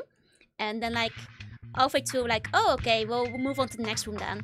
And the guy was like, oh, are you sure you don't want to investigate the corpse sitting on the chair in the middle of the room? I'm like, probably should have mentioned that one before then. if you wanted us to. And he kept putting that kind of stuff, and I felt like I was going insane. Like, I was getting really tired on it because the DM was like really condescending about it. I was like, yeah, maybe the corpse is the first thing you should have mentioned about this room in that case. Very impressive. And it was like a lot of situations like that. And as well as like one particular situation where we had like managed to basically tie down like a hostage, completely like tied up. We were like pressing him for information and stuff, but like interrogation wasn't working. He wouldn't budge, you know. The corpse in the room that's right now, yeah. And like at this point, you know, because we were kind of playing like a bit of a renegade group, so like after we couldn't get information, we decided it was better to not keep the guy alive, right? So we were like, okay, we'll just shoot him. You know, we'll just shoot him, we'll just kill him, and we'll move on, you know? At which point, my character, I say like, you know, I put the gun to his head and pull the trigger. And he's like, okay, roll with disadvantage. And I'm like, eh? I'm like, yeah, roll with disadvantage, you're shooting point blank. I'm like, the guy's tied up and can't move. And it's like, yeah, but you're shooting point blank with disadvantage. I'm like, eh? But my gun pressed against his temple when he can't move. And he was insistent, so I shoot point blank with disadvantage, and I missed the shot. But I'm holding the goddamn gun against the man's head. He's tied up.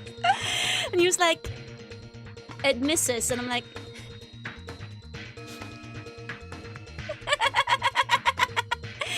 because like, you know, in the rules of like, you know, the Star Wars rule set, if you shoot at point blank, you have to roll with disadvantage. But I'm like, the first round of the annual feel the rules demolition don't apply hovercraft here. competition is about to begin.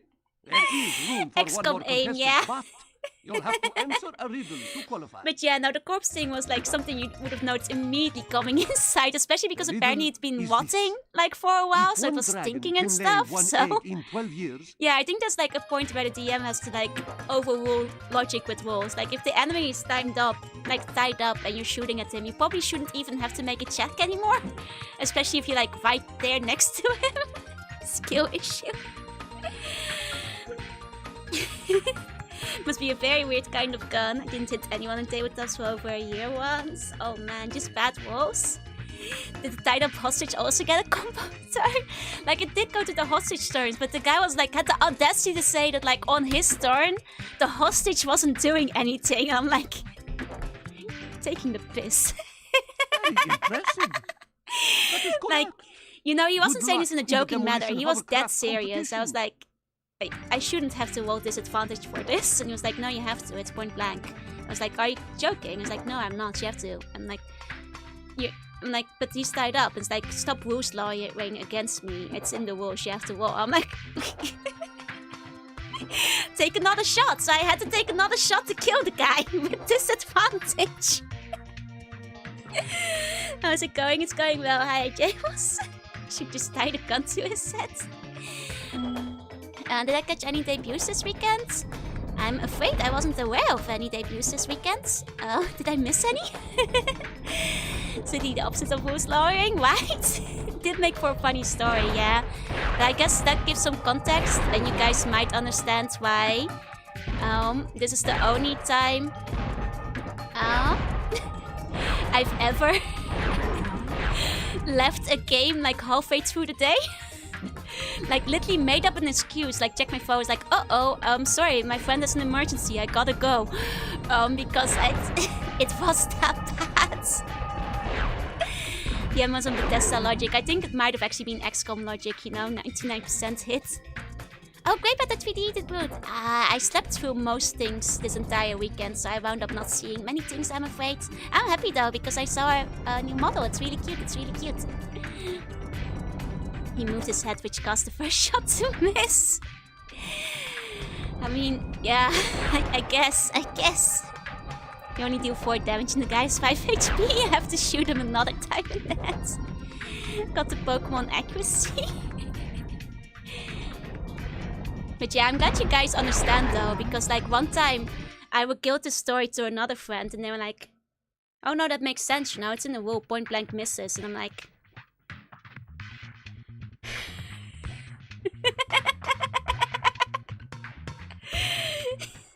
The first round of the annual demolition hovercraft Now usually rules for Coup de competition Grace in is these about to begin. games. Exactly. There There is room usually for are. one more contestant, but They usually are. Why would you handle that like it's combat, right? the riddle, You have to be a little bit flexible there, I feel. very impressive. Oh yeah, I saw Berry Bucks That is as well. correct. It's really cute. It's very Good pretty. luck in the demolition hovercraft competition. What sort of guns are they using that get more accurate from a far distance? Like, I get like how this is like probably written because it's like a Star Wars system. So you have combat with guns and with lightsabers. So like probably close combat. You have less time to aim if you're at like close range and like you get hit with like the lightsaber or whatever. It's probably the kind of balancing they're going for with the rules. But also probably not taking account for like tied up situations of the gun against the thing. My DM would 100% use it to make you feel bad and horrified. Honestly, in like the right setting, like a Call of Cthulhu setting, like you shot a guy but he's not dead yet, he's still hanging on, would work. Yeah, any reasonable DM would have just been like, you shoot him in the head, he's dead. Exactly. Yeah, execution is a combat encounter. Picked up a stormtrooper blaster. Yeah, combat situation encounters should be different. Got a big dragon ghost. Nice. But yeah, that's... The whole game was kind of like that. So that was unfortunate. Shoot him in the head, unfortunately using 9mm, so he takes 1 damage. No! 9mm slander. You need absolute specimens in the public TRPG games, yeah. Like, oh, I haven't really talked about the other one much, but it was a similar disaster, though mostly on account of the players involved. The DM was... I mean, I guess the DM was fine, but he probably should have stepped in at some point when, like, certain players are taking certain actions. The first and only DM the game, I did something similar, partly because it was the only lead the group had and didn't want to know what to do without the guy. I mean, in that case, like, I do feel that, like, in that case, you kind of just have to either hint that he's valuable, or have to start thinking of other leads your party can get if they really want to kill him. You know, other ways, like maybe find like a hint in his like pockets or something. Because like I don't, whenever I DM, I try to not like stop my party from doing what they want to do if they like roll well for it. Should I should buy that before leaving the house. Yeah, you got the full spectrum of that D&D. No, like I think, the other one I had was like more classically bad, but it was like more unfortunate because it was actually my first time playing D&D. Which was extra unfortunate. Because like, well, not my first time, but one of my first times. Like it was the first time I ever played D&D in person, I guess I should say. And I was kind of nervous about trying things out, but you know, I was aware of it. It was just that the Netherlands didn't have like much of a scene for it, so my experience was like limited to playing like a very basics, like non-D&D system with friends, as well as just knowing about online, reading webcomics, watching like videos, that kind of thing. I used to like, you know, read Fluffy Knights of the Round Table, that kind of stuff. So it was like one of the worst first D&D games you can like ever imagine. Oh, the MC is a zombie. I mean, horrified by your own action. Oh, okay.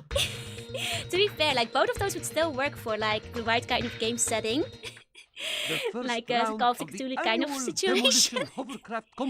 You know, just contemplating your own actions. There is room for one more contestant, but yeah, and eventually pick up D&D. And it was a game I'd always really wanted to play. So like roughly 2015, I'd say, I finally had the chance. Like I was just new in Japan. I went to a public game for the first time. And well, first of all, there was like, you know, the whoosh you guys all know. That exact whoosh was at the table. But surprise, surprise, he was not the most annoying guy at the table. He was surprisingly not the most annoying guy at the table, because like, and he was quite annoying because he kept like metagaming and using like out of character knowledge in character, which was like very irritating. Because like my character at some point lied, and like he did like an insight check to see if he believed it, and like he failed it, and like the DM just kept saying, and he just kept saying like, well, I don't think I actually believe it anyway. And it's like, at this point, buddy, how is the rogue not most annoying? That's because like some random guy who showed up drunk was playing a pirate. Well. And let's say he was playing an inappropriate pirate for the entire game. Hiya, girlfriend. Hey. You may now enter the championship round. However, this is an exceedingly dangerous sport. Japanese guy? No, there was like a Japanese, the DM was Japanese, there was like another Japanese guy at the table, but actually the rogue and the pirate were both American. And there was like one more girl who was like the girlfriend of like one of the Japanese guys, I think. And that was like basically the entire table setup. And I think she was the like the girlfriend of the DM, maybe? Something like that. Mime. But yeah, no, like basically the game setup, it was like, you know, props to the DM. The DM had like made a very fun campaign where it was basically following the labyrinth, like David Bowie's Labyrinth. Hey, dysfunctional, hey. Which was like a very cool setting, you know, very cool setting.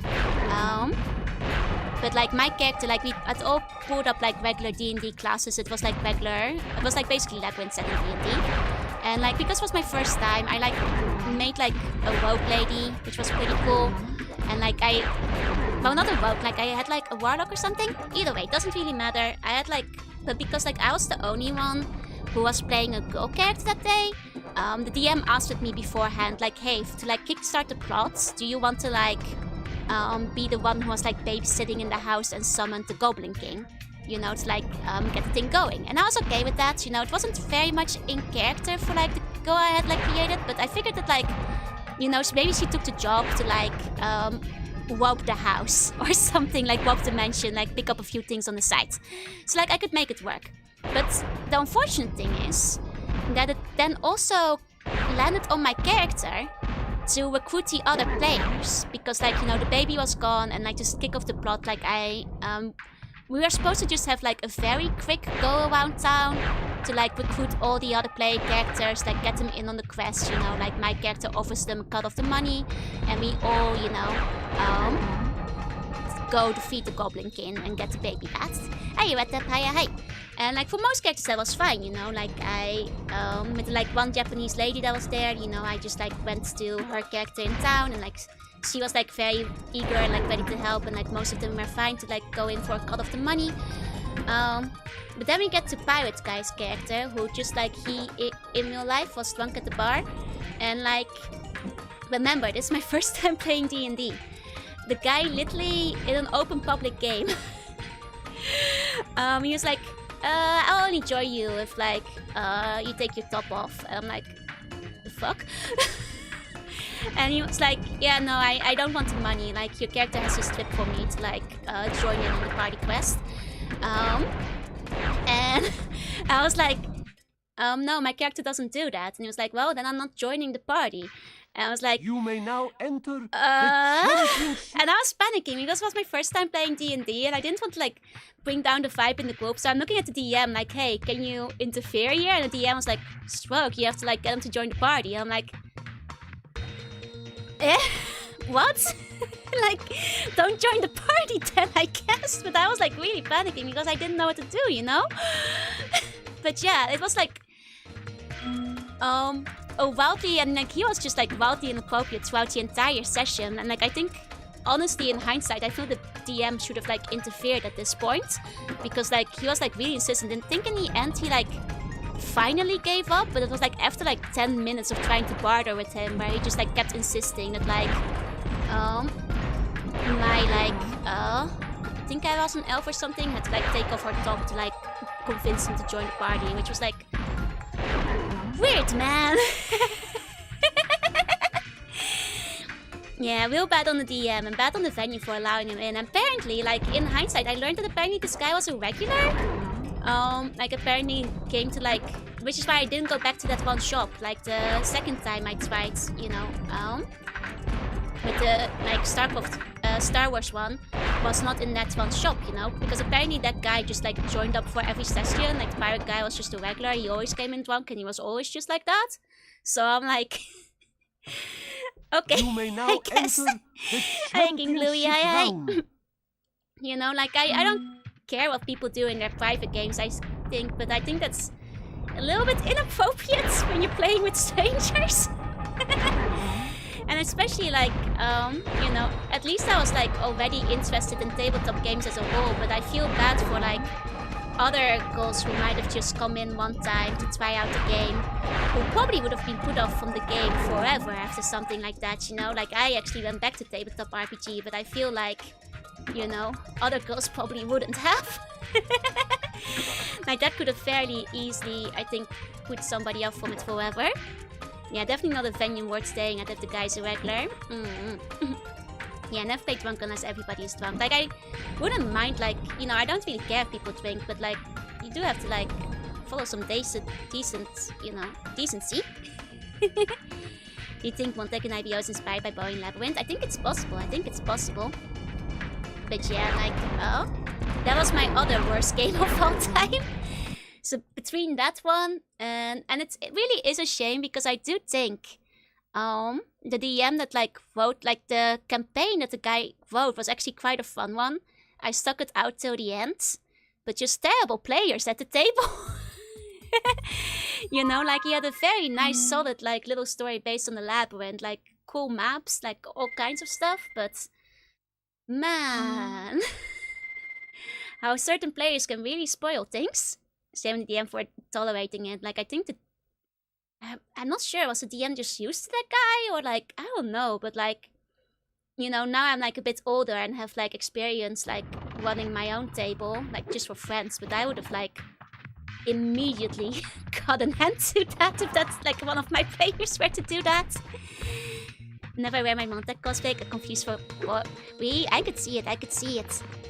Consider TTRPG co-op stream when it releases? Already considered. I may have already started asking around a little bit. For other VTubers who might be interested in it when it comes out. But yeah. The first And ever since then, never again. the riddle I is play with friends only. It's not worth like braving the outdoors.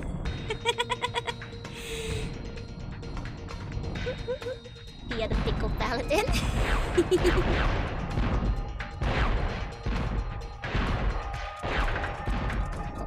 I need to stop sliding off the edge here. Okay, the worst part is that we have to do both of these in a row. There we go. Yeah, RP is just as fault. Yeah, I feel like it might be that like a whole table, like everybody is a bit social awkward, and by extent nobody knows exactly how to handle a situation like that. Because I certainly didn't know what to do. I think that's what it turned into. It was nice seeing you. I'm gonna sleep now. Sleep tight. See you in dreams. Here we go. But yeah, it might also just been a part of that article where. But yeah, like it sure was a game. It sure was a game. Well, that Here we was go.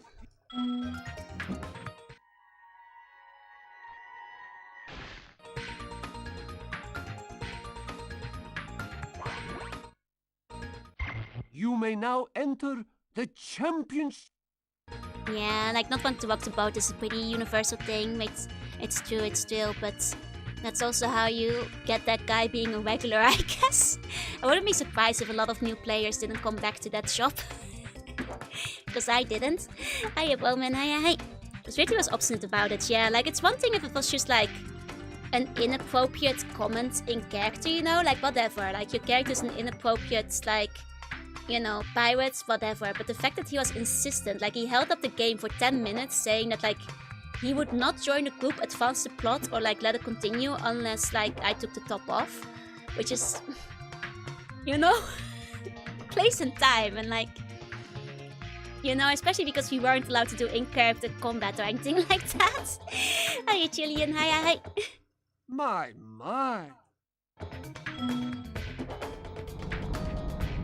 Like, I think at that point, you know, I mean, you can still argue it's just being in character, but you are kind of holding up the game for everybody by tying your participation into it. That was a very long 10 minutes. God, it felt like an hour trying to get the guy to like join in, what the DM. Like at some point, like the DM was basically like kind of struck like I kind of felt like I was the one going crazy for not wanting to do it. So I'm like, oh, Swag, just do it. So he joins the game, you know? It's like, what else would it gonna go? Yeah, it's no more than my legend vibe. More like I'm just a legend drunk right now. Like, I'm not sure if he was just hoping that like I'd acted out IRL or something, but like he was just weird. Stayed far away from him when we had like a break in between. Like just like sat with like the DM and his girlfriend the entire time, like far away from that guy. Right, that sounds a bit ASMR-ish. Hold on, is that? Ooh, like that? Next time threaten friendly fire for them to join. I think like I probably could have also been like a lot firmer about it, but honestly at the time, like because it was my first time, like I didn't want to like be too outraged because like nobody else at the table was acting like something weird was going on, so I didn't want to like rock the boat too much. But like these days I probably would have just like straight up been like, okay, don't join the party, let's go, we're off to see the Goblin King. You stay here, you know, buddy. We'll leave without you, fine. See if another table is still open today. Hiya, Winnie. Hi. But well, I was younger then, so I wasn't quite as firm yet. Yeah, it's not that kind of roleplay. Now that roleplay, you know, I don't mind if people want to do that roleplay, but you probably shouldn't do it at a random group with an open public game in the game shop. Yeah, I know, I saw this. The worst thing is, at the start of the game, he sat next to me. Which, well, it was kind of uncomfortable. You know? Kind of uncomfortable. I swapped seats later, but... Because he was... Well, he was making gestures, you know, while describing things, which also did not add to the comfort. You know, especially up close. There we go. So yeah, public games gave them 2 chances, but you know, it's not even 3 strikes you're out. The 2 times were bad enough that I never wanted to go back. Yeah, he was smelly, it's true. He was drunk and very smelly. You could... Like, this guy had been, like, drinking for, like, several hours before coming into the game, I'm pretty sure, because... he smelled kind of rancid. Hiya, Jazzy. Hi. It was pretty strong. It was pretty strong. But yeah, no, that's the story of my worst game of all time. And also why I don't play with strangers. What if somebody called them out since? I'm not sure. Would you go back in time and commit a felony? No, I go back in time and warn myself to not join that game. To join one of the different tables that were open that day, you know. One of the other tables might have been better. No, I joined because the labyrinth setting sounded very interesting. And to be fair, it was a very interesting setting.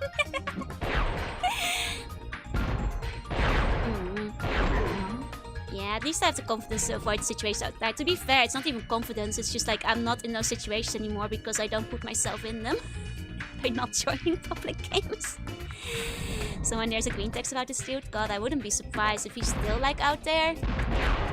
Like, he was a regular, so it probably wasn't his first time, you know, acting like that to players new or old, I suppose.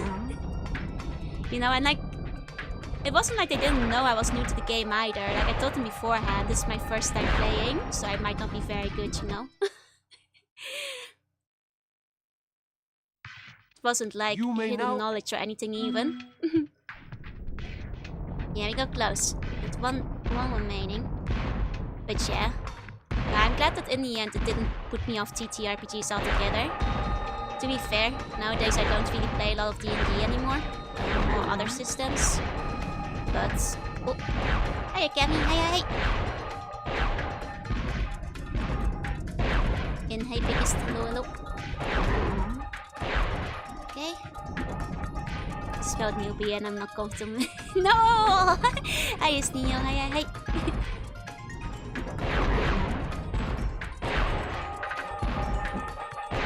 Oh, I thought there was another one behind there. So peacefully with some violence. If only. If only.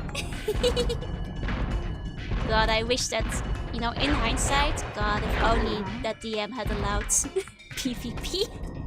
Well, I wouldn't have had the courage to start PvP anyway, because I was trying desperately to, like, you know, make things work for my first game. Tried really hard to, like, you know, do my best. Get settled in. I got, you know, tasked with the Vonk mission of putting the whole team together. And I felt like I was at that point holding up the whole game, you know? Because without it we couldn't start. Here we go. If you want to draw a character that you've never drawn before, do you learn how to draw a character through sketches or stuff? Do you just trace? I never trace. I just look at the picture and sketch. Though, like, if you're still a very beginner artist, tracing can sometimes be good practice to, like, understand style, but I would never do it for finished work because you can fall into bad habits. Like, I think it's better to, like, start as soon as you can, looking at the shapes and what shapes make up a figure, and try to dissect them and putting them together in your own style and in your own poses. I'm not a beginner artist, then I probably, well, I mean, tracing can be part of it, but, like, I would recommend trying to learn how to draw through sketches as much as you can, doing sketch studies. Because you learn a lot more doing that most of the time. I don't know how my friends stayed interested in TTRPG to teach to me when some weird DM they all first played with. Oh no! There's a lot of stories like that. There's a lot of stories like that. Like, in the end, you know, there's definitely time and place for people who want to have play sexy TTRPG, but you know, with people who are all down for that is usually the way. Yeah, last egg in this stage. Here we go. My class was the only one I filled in still. I have terrible writing and drawing skills. Hey, at least it's not related to writing, because I can't write very nicely either. I'm pretty bad at writing myself. Here's... The D&D session is gonna be great when PvP doesn't involve the characters they play. Yes, in-person IRL PvP. Oh wait, it's the wrong gate. We have to do the tank thing. Let's do the tank thing. Here we go. Got tracing. Ooh, I saw that. For like, and his commissions were expensive too, right? Honestly, like, very, very bad look on that guy. Yeah, Butch Hartman.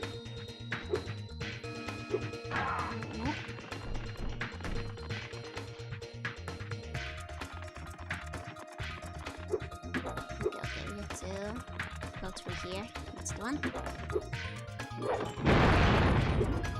Okay. Here we go.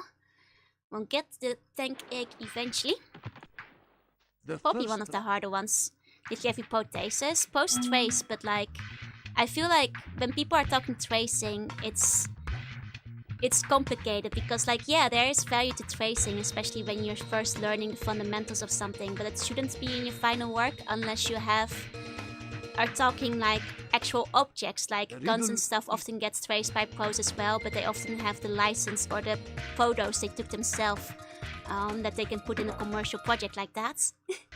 You know, if you're using like objects in Clip Studio or something, those are made for that, but when it comes to tracing, the conversation often like, can I trace this art piece that the other anime artist did online, in which case the answer is usually probably should mention it if you traced it, and probably shouldn't be doing it in commissions or in exchange for money.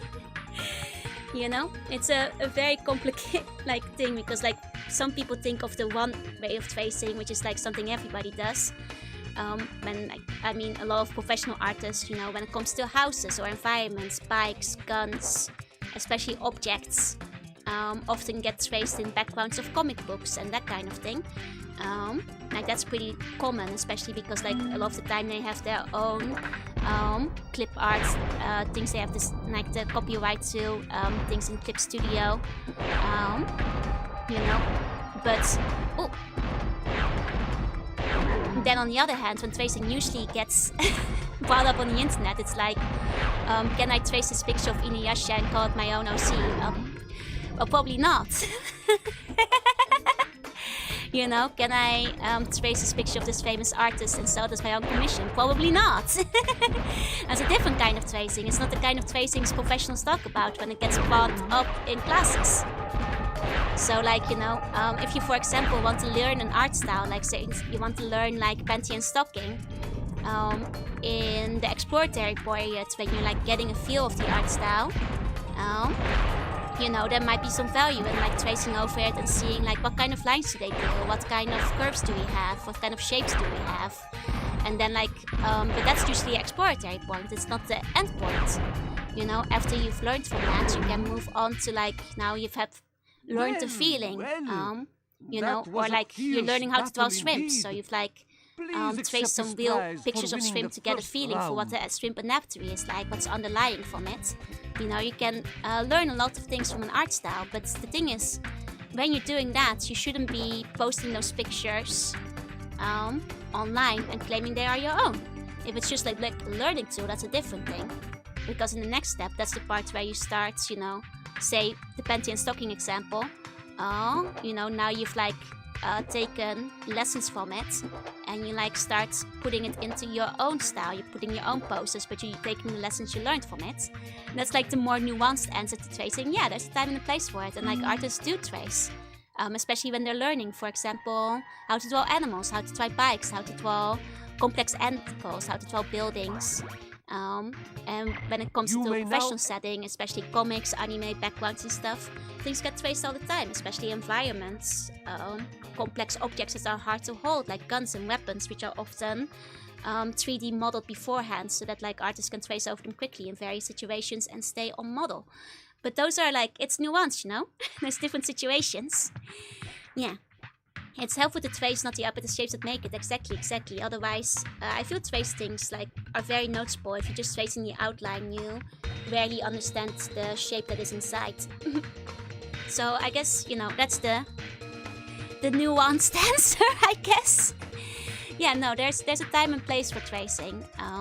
But I feel like when the internet talks about tracing, they're often not talking about the kind of art teaching, you know, like master studies, which is where, you know, often you, exactly like Eiko does, like where you try to copy one of the master paintings. Trying to copy it exactly in your style, maybe even by tracing the underlying sketch and then pasting over it. But you know, it's nuanced, you know, because like when it comes to tracing the sketch into the law of times, it's just like one anime artist traced over the other anime artist, and there's like, it wasn't done for the elevation of the styles or practice or learning.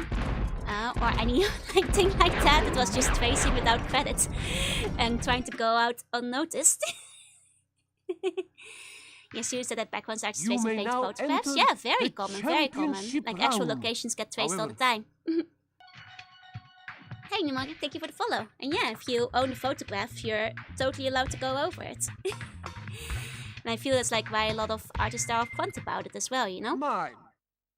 It's not a secret, but I guess... Oh, is that a better answer, I guess? I'm sorry if my initial answer or left was like a little bit too unnuanced, I suppose. But I feel like, I guess my better complete answer, like where do I think tracing takes place in trying to learn how to draw a character, usually in exploratory stages. When it comes to characters, I try to draw them in my style in the first place, so I don't usually trace at all. But I do feel it has a time and place, especially when you are learning a new style or a new kind of subject matter. And especially even more so when it comes to environments. Hiya Billy, and press 3, have a good rest of your day. Thank you. Yeah, seeing the photo painting side by side is always very cool. But I also think that like, as long as you're not posting it and it's just for your own study, and you're just putting it online, and you're not putting it online, I think it's generally fine. And if it's like a study, like at the very least, like credit the artist you're like trying to learn from. You know, as long as you're never hiding the fact that it's traced, I think there's never an issue with it. You know, the issue comes when people pretend it is not so. At this point, I'm dedicating never actually studying art to ever trace, so simply forever studying my RPG. 2 tons of comic pairs by tracing random pictures of people. Oh, yeah, there's people like that, and you often can kind of that. Yeah, it's not the act of copying something, it's the act of copying something and passing it off with your own. Yeah, you can post it. That's what I say. Like, just don't claim it as your own. Like, if you're gonna post it, that's what I said. Like, mention who you're learning from.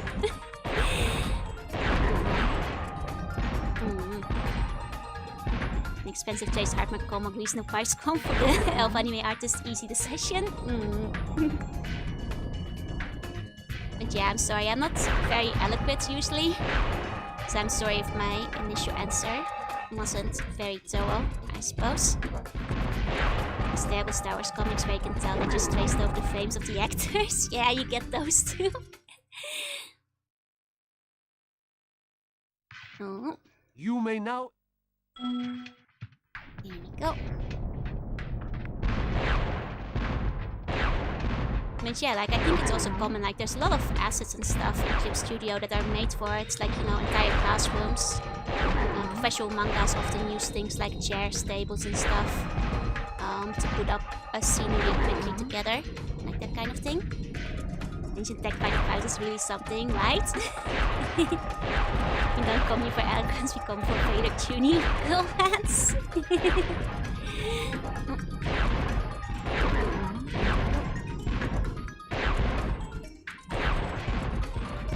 But yeah, like art teachers will probably tell you, like especially if you're, you know, this goes beyond anime, but like trying to study something you're familiar with. Tracing is often the first step in that.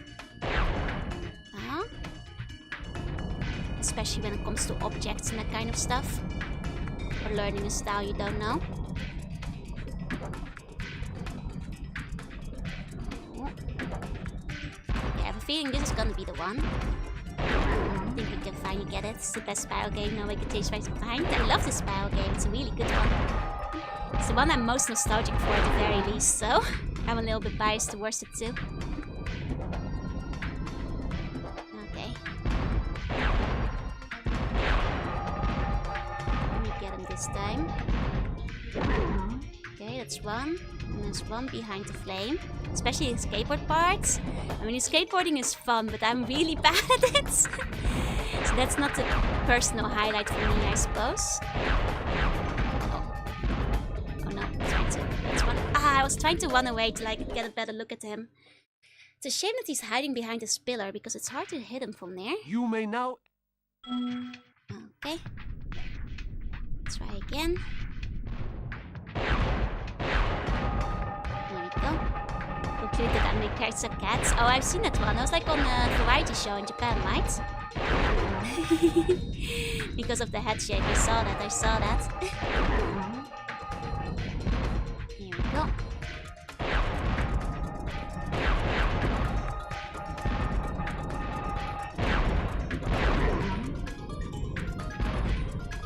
Skateboarding would be fun if Hunter was using only the standard GTX from you. Yeah. Like if skateboarding was just a fun mini game, I'd probably enjoy it more. Rather than a life or death situation with eggs or the line. Go. Go. Is that an image form? I think the images were from like a variety news show at some point. Because I recall that going around. Okay.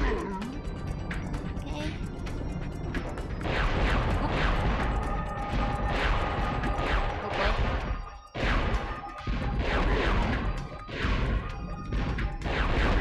Okay.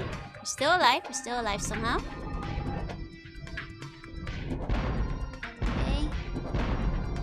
Over there.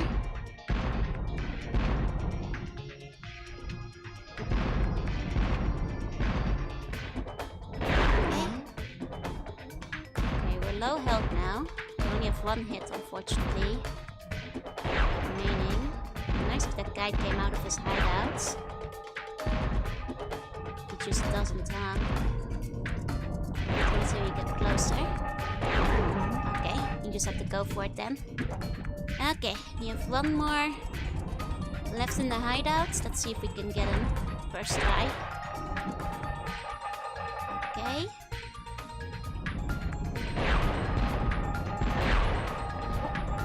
Oh! Our problem is nearly flying off the edge if you move around too fast. And that's the secondary issue there. But we're getting closer every time. We're now down to the final one most of the time, so hopefully we'll be okay. The next time. Okay. Here we go. One more egg. Then we have one more stage. And we'll be 100% soon. Soonish. Okay. There we go. One more egg TM.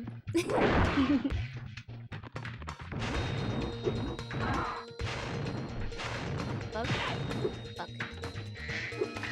Here we go. Because unfortunately we have to go to the first stage again. But at least that's not the worst. We've gotten used to the first stage by now.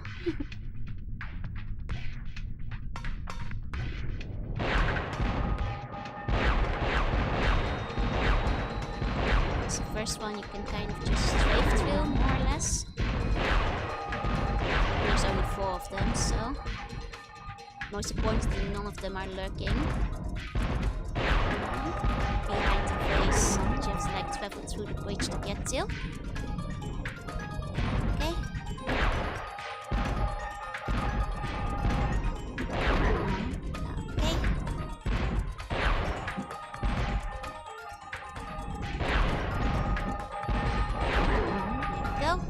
First phase done. Well. Okay. Going into the second phase.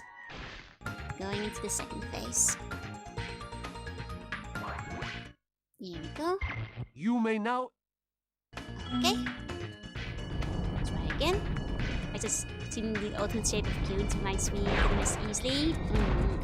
Humanity. I think that cats, you know, will outlive humans regardless. You know? kind of like unironically the top predator. So if some kind of calamity were to befall the Earth, cats will quite simply take up their rightful place into the ecosystem. Because if humans were gone, cats would be at the top of the food chain in most city environments. You know, cats will stick around. You may now... Oh, cataclysm. Oh, okay.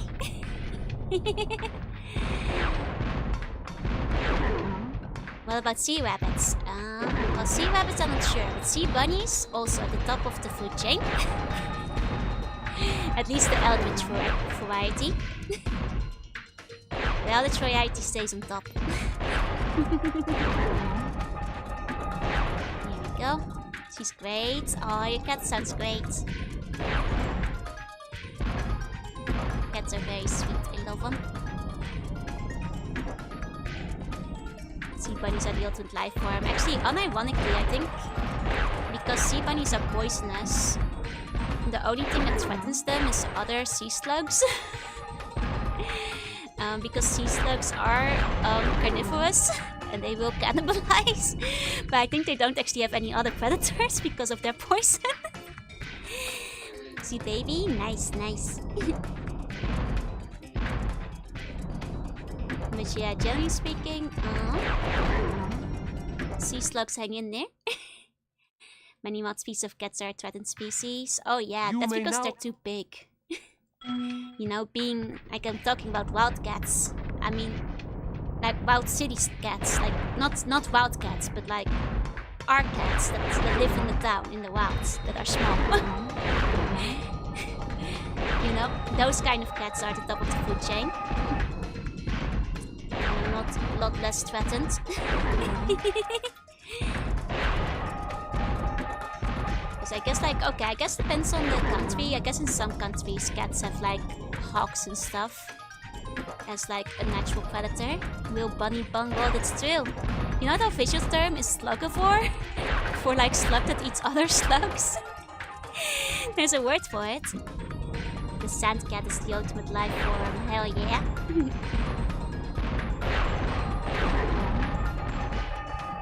Only for nature's perfect killing machine, does the best with her friends, yep.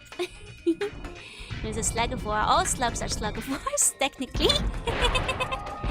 Technically, all slugs are slugivores. Feral cats, yeah, exactly, that's the one.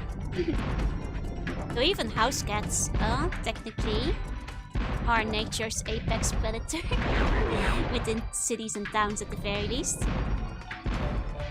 In city environments. Oh, Ode, thank you so much for the sub. Please enjoy your emotes. Thank you. Okay, I think we have 2 more in this direction. You know? Just one more. Okay. Hold on. Just got an out from my sleeve. People in Japan taking cats? I think people all over the world taking cats. You know, isn't that the human instinct to rescue a cat if it's sad and alone outside? Just think of how many anime have like the cool guy with the heart of gold who like shows his soft sides, you know, taking care of cats in the rain. I heard slugivore, a slug of war. Ah, I can hear the similarities. I am the slug of war. Oh, thank you for the cat package. Thank you. Sometimes, not always. I mean, it's the same in Japan. Some people do, some people don't. I think, you know, just like in any country, some people take in cats, some people won't. Some people won't have space for that in their house. Some apartments don't allow them. And like, just like in Japan, not every person will pick up a cat, but there will be people who do. And I feel every country has like some people who do and some people who don't. Yeah, Turkey is super into cats. I've heard that stray cats are like communal pets. Beware the slug of war, Sakaki-san. Yeah, anybody with sankaku eyes usually has like the kind to cat trope. Going for them, or at least very commonly. There we go. Finally did it. That was indeed a battle for the ages. You're the first dragon to win the competition in over 1,000 years. I'm the only I dragon in over proudly 1,000 years. present you this year's grand prize.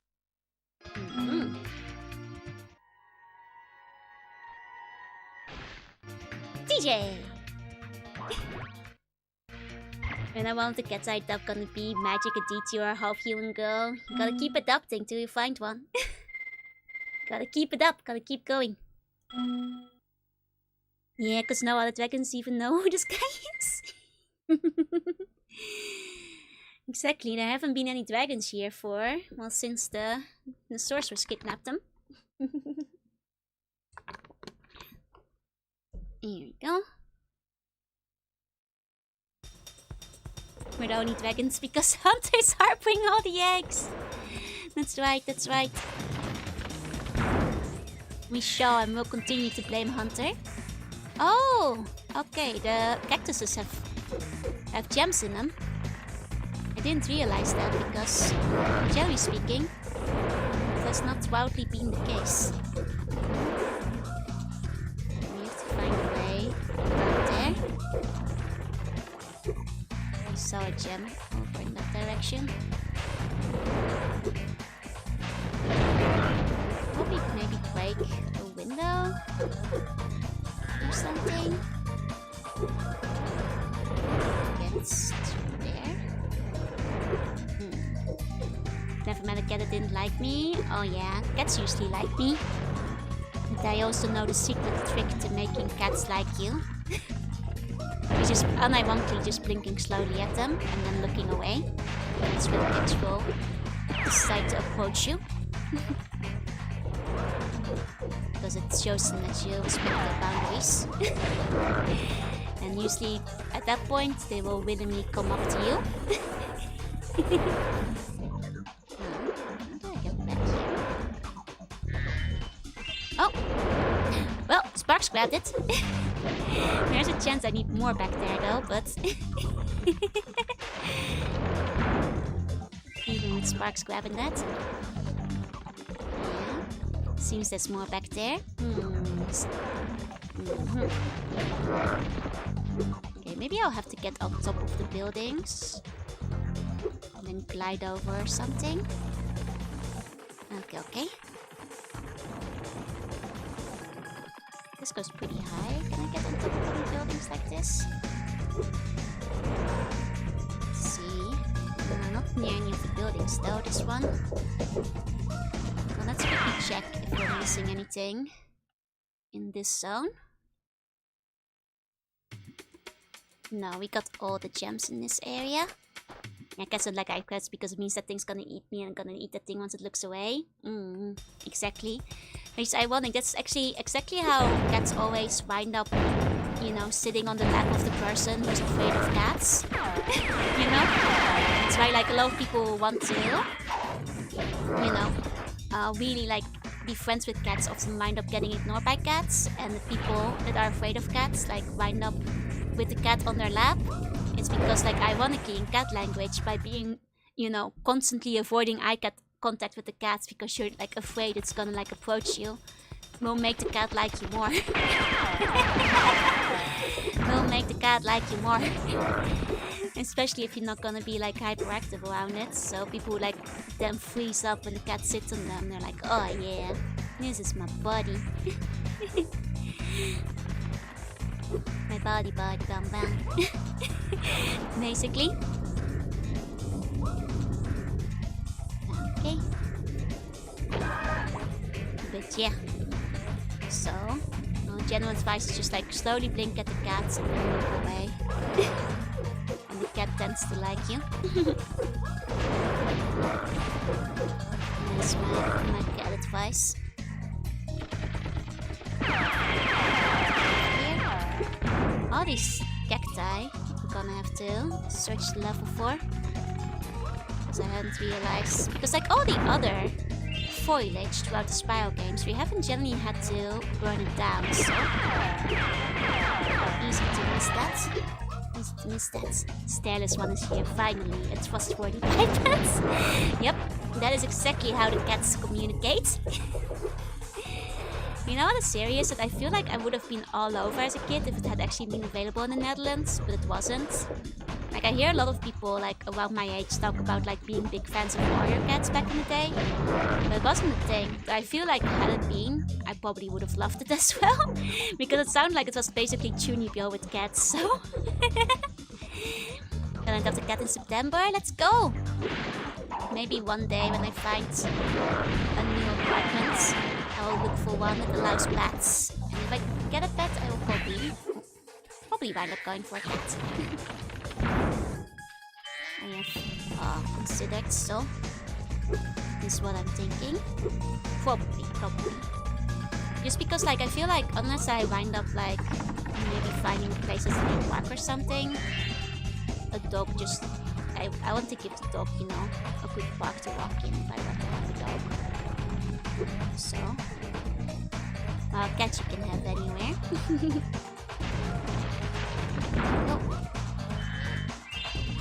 Oh. Maybe I'd want a rabbit. Oh, look, a cat!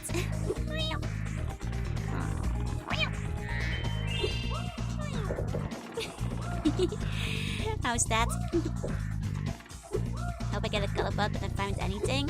I mean, in that case, if you're gonna adopt anyway, you can ask whatever place you're adopting from. Like, if you're adopting an adult, they usually have, like, you know, their personalities all figured out already. Which means that, like, the place you're adopting from will be able to tell you whether it's a cuddle bug or not. You know? So you can say, like, you know, which one is a cat that likes hugs. One of them dinosaurs threw. Let me see. Okay, we got all the gems in this area. Just double checking. Puppy myself is a bit of an attention hake though. He hates it if I multitask while playing with him. My dog back in the day was the same. She would get very jealous if I wasn't playing with her. Extremely jealous kind of dog she was. Well, mostly if I was, like, playing with, like, either other dogs. But even if, like, you know, this was like when we had her when I was like 10ish, but like even if other friends came over and like I'd hug them at the door, she'd be like, no, I only get your hugs. She was just a little bit loud. She never bit or anything, so her jealousy didn't go anywhere. But like, she'd jab a little bit if I pet any other dog. And if Shadow has a thirst for that, that's true. But yeah, it was funny because like at the time I had like, can we get your hugs? You can. Like at the time, I had a babysitter who like had a dog as well, and she had like a really big dog, very cute big dog. And sometimes, you know, she'd of course like be taking care of like both me and my doggo at the same time, you know. So we'd be over at her place, and then like my little doggo would be on the babysitter's lap, and she'd be getting pets, and she didn't mind getting pet by other people. But I'd be like, okay, my doggo's getting pet, I go pet the babysitter's dog, and she'd like perk up and go like, no. Like she didn't care if the babysitter pet her dog, but if I pet the babysitter's dog, she was like, no. Your pets or mine alone? Pet you, and I only pet your dog.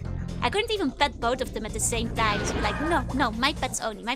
I couldn't even multitask both of them. She'd be like, no. She gets so jealous. It's not nearly that much of a Motimo, but I play Duck Walk with him and start doing something on my phone. Sometimes I stop playing and bark. Aww. Yeah, very soon a dog. It was funny, like, she got like more and more protective as she grew a bit older. Like, when she was younger, she'd still sometimes play with the dogs in the park, but as she grew older, I'd take her to the park and just sit there, and she'd just like sit there next to me, like guarding me and just like chilling, and like, I'm like, don't you want to go play with the other dogs? And she'd just like hang out. She was very protective and very funny. And also a tiny dog, by the way. She was a Dachshund, so it's even funnier to like see her get really jealous at the big dogs because she was like a tiny dog barking. She just wants my attention. Yeah, she was fine like chilling with me. She was also like, she only really listened to me very well. because she hated cars, right? So like whenever we'd have to go driving, she could feel it in the vibe, you know. She could like hide under the bed, and I was the only one who could get her like to come out from under the bed. So like for example, we'd be staying at my grandparents' place, you know, and we'd drive back at the end of the day, and my mom would be like, "Jo, can you get the dog from under the bed?" You know, I tried getting the dog out, but she won't come. Can you go get the dog out from under the bed? And I'd just be like, I'd have to be fair with her, and she'd give me like the really sad puppy eyes, and I'd be like, you have to take the car, you know? We have to, otherwise there's no way of going home. Hey, Sleepsy, hey. Since I talk so much, I want to bed if I'm walking at the same time. Oh no! I kind of feel that though. Well, dogs only want to do a little bit of running as a treat. But yeah, I know that like, it's often said that like dogs like obey better if you like take on like a lower voice and are very firm, but that's hard for me. But I'd have to do like whenever I'd like get her out, like at first he would often like take a couple of times to listen, and the thing is what he did, like in Dutch to say like here, like heel, come here, in Dutch is here, and I'd have to like repeat it like several times, so I'd be like here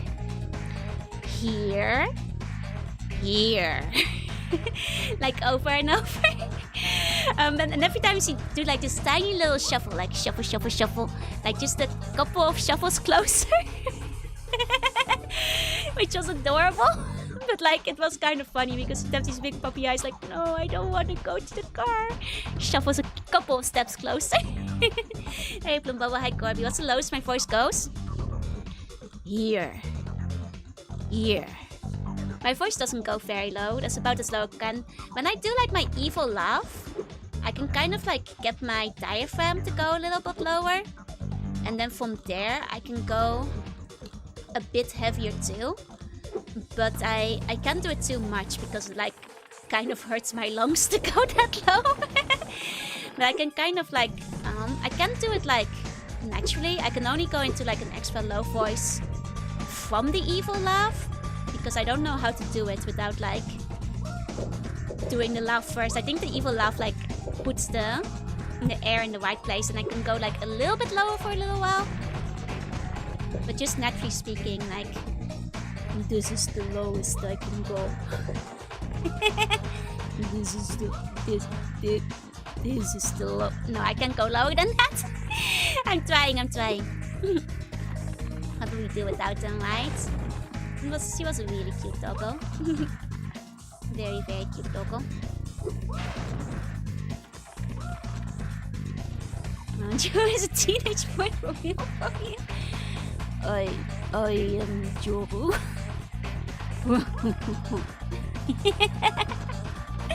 Like I said, I can go lower with laughs when I'm doing the laugh, but I can't go very low otherwise. I wish I had a bigger range. Would make singing easier, or voice acting, for that matter. I can go higher, but lower is the problem. Okay, what am I missing here? Is it in the house? Need a tip? I mean, you can give me a tip. Go for it.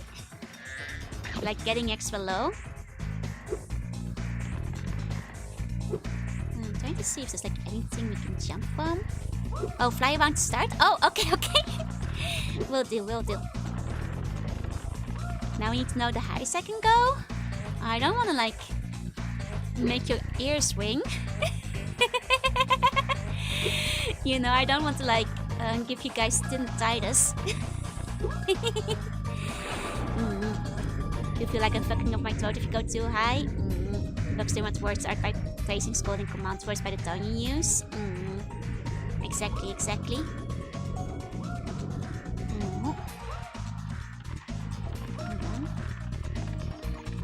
gonna try and find the beginning again. Is this the beginning? I think this might be the beginning.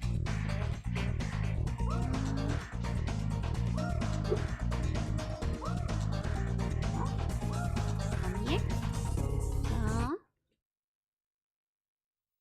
It's not. Okay, I'll just re-enter the level and we'll be back at the beginning. But what is the highest I can go? Oh, hold on. I'll take a sip of my drink because my voice is not very strong today, but... I guess this is the highest I can go. It's Joe. Hello. I am Joe. Hi, hi. Hello, hello, hello, hello. I can actually go higher, but maybe not today. Oh, it's Minnie Mouse. Hey, oh, it's Mickey. Hello, I am Minnie Mouse. Welcome to my mini house. I live in a tiny little shoe. Give me some cheese.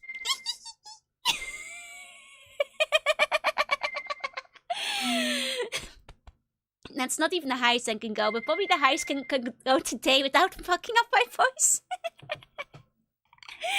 Something like that, something like that. Popularity out of so can she keep it up as Mickey Mouse? The Disney Mafia is here, no. Disney, don't sue me. Who's Meg freaked out and made their voice super high pitched? Oh no. Okay. Some places we might be able to jump from. Go. Oh. But yeah, no, like my voice is naturally already a little bit on the higher end of the register, so I can actually go a lot higher. I think my voice actually used to be higher, but like I used to get made fun of a lot. So I practiced making it like a little bit more like this over time. So it wasn't like too awfully high. Oh, thank you for the clip, thank you. Mini bun, what's cheese? Corner to wet house. Oh, okay. Let me see. This corner? Oh, that is sneaky. That's hard to find. Okay.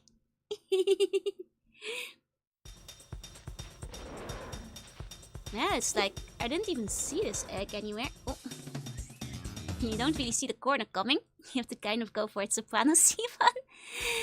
I'm actually, working on expanding my range, but it's actually a lot higher to hit high notes than it is low notes. I mentioned it a little bit yesterday, because like the song I'm working on has like a lower sharp D in it, and I find it incredibly hard to hit. Well, I think like that specific note is actually within the normal talking register for a lot of people. Where on the other hand, I've got like a couple of like higher notes that I've been practicing in like various Vocaloid songs that like are no problem. I'm not sure if I call myself a soprano though. I don't think I can go that high. Hiya Delta, hey. What note? Like, I know it's like a D sharp. But that's just because the teacher told me. I'm not sure actually where exactly it is. It's one of my favorite games, a good one. Transport the whole song off a semitone. But like, the thing is, it's really good right now. And I want to try hitting it. I want to challenge myself to try and get that whole 4/3 octave. I'd have to ask my teacher which one it's in. Let me double check. I might actually have that written down. Let me see.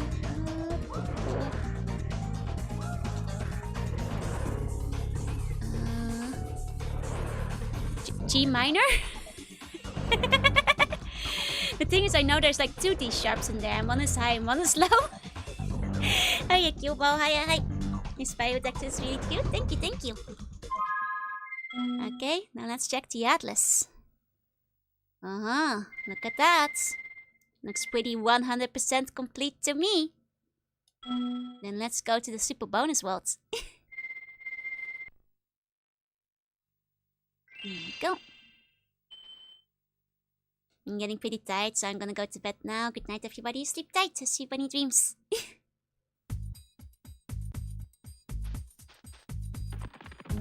Okay. Time to vanquish Hunter. Yup, it's time to finally put an end to this menace. It has terrorized our lands, our people, our citizens, our children for far too long. Once I find the entrance again. It is somewhere in here. It is somewhere around here. Yeah. Wasn't in this hole, was it? No. Anything stressing, to be honest. How long is it? Not super long if you're like better at it than me. Like probably around like 10 hours or something if you're playing it for your first time and you don't suck. If you're 100%ing it though, a little bit longer maybe, but like I feel like I can never go off my own playtime because playing while streaming always makes things take a lot longer. Anybody in chat, how long did it take you guys if you've played Spyro before? Spyro 3? Or 3 minutes if you know how to like, yeah, skip to the end of the game. Also true, technically. Where was that? Where was the one stage again? There we go. I don't remember finishing this game, only 1 and 2. That's fair. 7,000 years. I don't think it is the longest one out of the 3 of them. It is the hardest one to 100%. Just because there's like a couple of trickier mini games in it that might take a little bit longer. Hey, Skeleton, hi. Where was it? Hunter has hidden the entrance to his lair. The fiends. 7,000 hours, great experience, state value.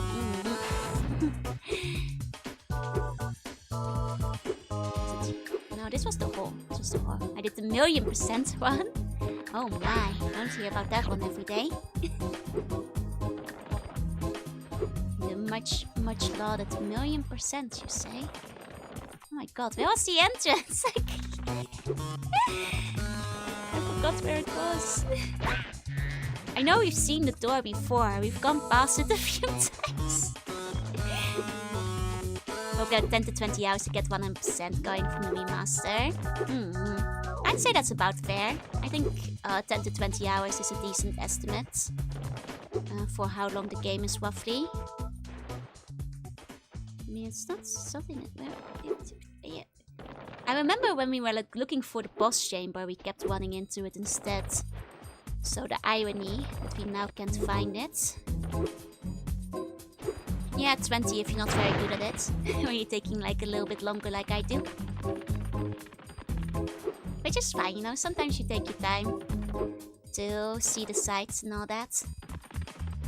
Generally speaking, whenever I look at like time on like how long to beat, I always time it like times 1.5 or 2 to like estimate how long it will take me to stream. Because I always assume it will take like, you know, 50 to 100% longer. I'm doing it while chatting as well. And usually I'm more or less on the mark with it.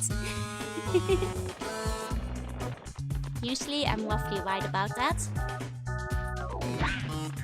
I'm actually going insane. Where is the bonus stage? Hold on. What? It's around here somewhere.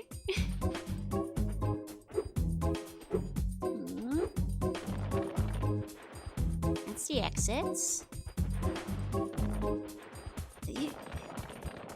This is just we're looping around. Hunter Hide and Seek Champ 2024. Am I mistaking the entrance for like one of the other ones because like the gate is gone maybe? Is that what's happening? Boy.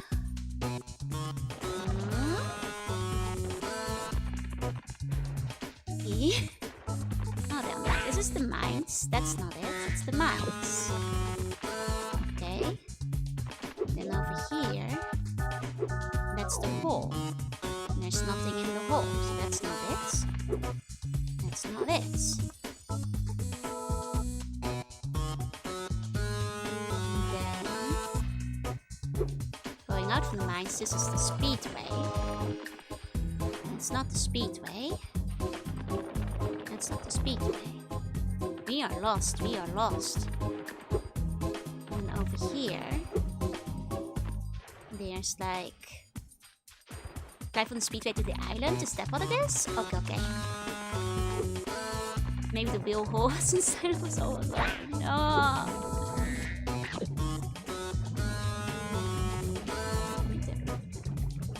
Was it this one? Oh, this one over here. That's right. That's right. Didn't see it at the distance because the door was different now. It was no longer locked. Okay, super bonus room. Let's go. Let's go. We made it. We made it. Okay, time for the bonus round. Okay. Oh no, I heard the na-na-na-na-na. Did you hear it? Did you hear it? Hey, you finally made it, Spyro. Hunter was a little worried about you when you went off to fight the sorceress. Was he? I always knew you'd beat her. This place is where the sorceress kept all her treasure. But after she was defeated, a bunch of thieves came and stole it. If you can catch the thieves, You can't hear you're it? more than welcome to keep It's the faint. treasure. It's in the distance. Why does he look afraid? Because the egg thieves are here. You could hear the na-na-na-na-na from miles away. Egg thief level. This one second here, and I thought that it was it one of the egg thieves? Leans forward so much. He's leaning into that new VTuber meta. You know, the one where all the models lean forward.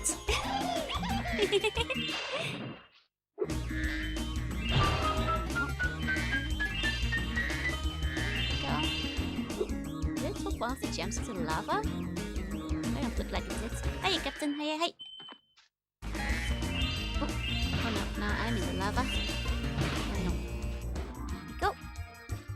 Should we follow the matting? I don't have a lean forward. That's what happened when I lean in. See, nothing happens.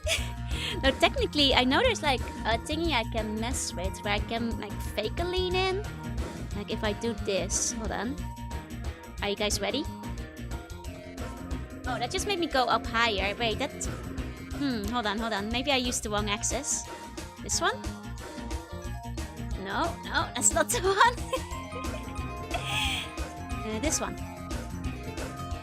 No, man, I thought I could fake the lean in. 1 second. Oh? Oh! There we go, there we go. Nearly had it, nearly had it. Now if I go and stand in the middle of the screen, okay, I'm gonna go away. I am now rapidly approaching.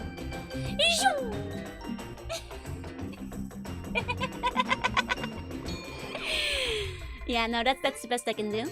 I can fake it. Leaning in with the camera dolly. Joe jump scare. I ran at you, yep. It's like you're slotting yourself over.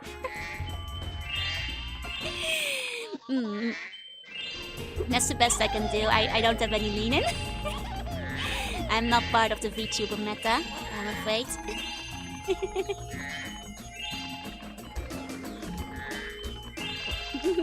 Tell me everything will be okay.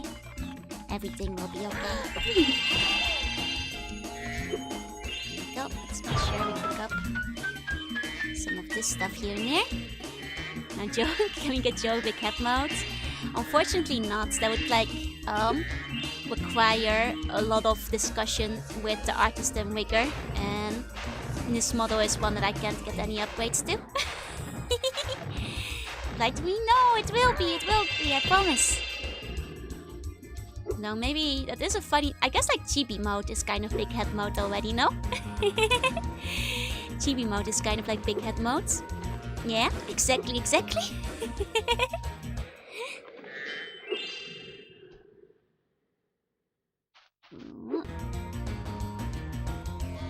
She doesn't want to lean and able to know I can see her swimming. Honestly, that's probably a good thing, because I swim really badly all the time. So probably for the best that I don't have lean enabled. you change the tuning man so sexy status. Thank you, thank you.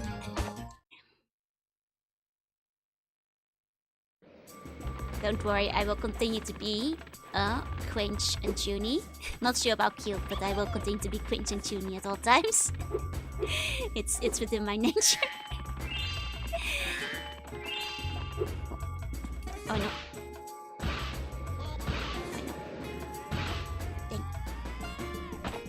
Okay. We'll have to do this again. I think we'll game over soon, no?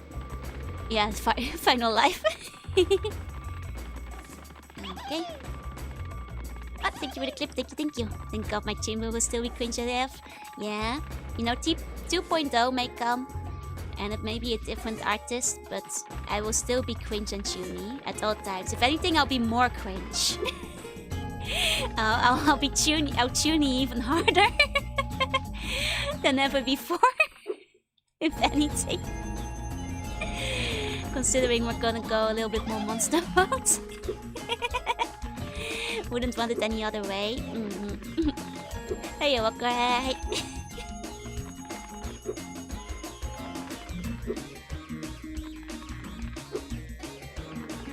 No, I do hope you guys will like it. I won't deny that I'm a little bit nervous when the time comes, but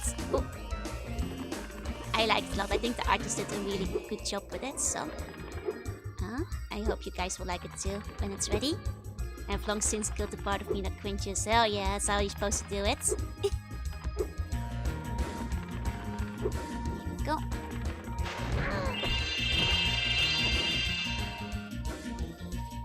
Instead of the bonus stage, this looks more like a punishment stage. I mean, I do think the actives here are not as annoying as the actives we've had in the other stages, at the very least. Here we go. I'm cringe in this base, there will never be base, but that's not cringe. Can't wait for chat to overdose some cringe cuteness. I think that, like, you know, it's not gonna be a chibi model. It will still be like full size, but I think for fans of the chibi model, I think the 2.0 is a little bit more gremlin-esque in terms of expressions here and there. So for fans of that, you've got that to look forward to. Oh, thank you for the double quotes. Let's go, Ayasu. I'll become a fool.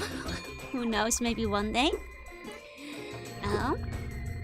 I'll be a marketable plush. Joe is the tuning that shall cringe the heavens. Yeah, I shall cringe the heavens with my drill that shall pierce the heavens and so forth. Here you go. Still enjoying the Skunkle model myself. Let's go. I said that never before, did I?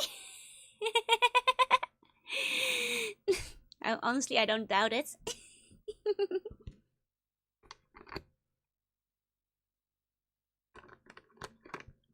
There we go.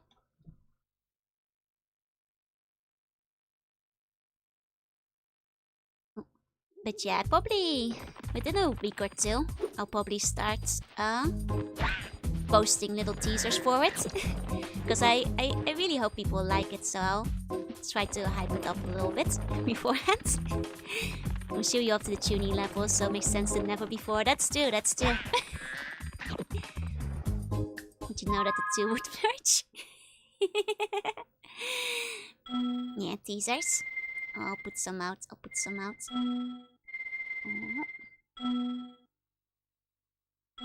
No, not skill points. Here we go. Super bonus round. Okay.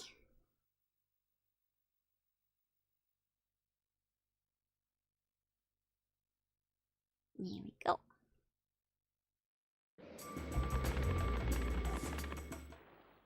Hey, back in. I think I'm gonna have to look for some treasure or some thieves that we missed, because I think next we want to like open up some of the I killed this years ago. Oh no. I think we're gonna want like go through some of the doors soon. So this was a little tricky. Fufu Princess has been revived. No, kill the part of you that cringes. Become cringe, become free. just like me.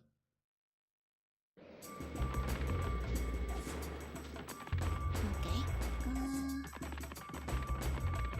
Find the one that man is over here. Sometimes it's better to approach him from the other side. Not sure if that's the case with this one. Let's try doing it normally for now. That's a slightly scary jump, easy to miss. Okay, oh, nice! We got him, we got him. Okay.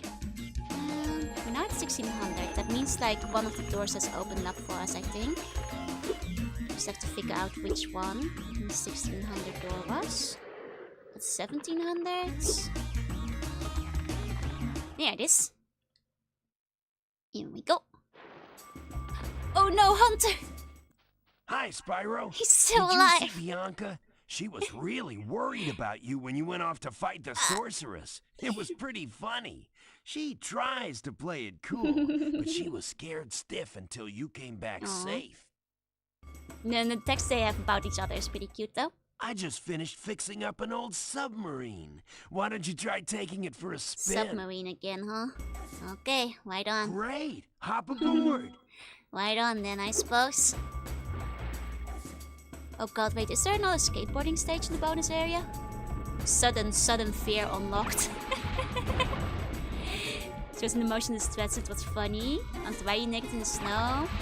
It's just how he rolls. It's just how he does.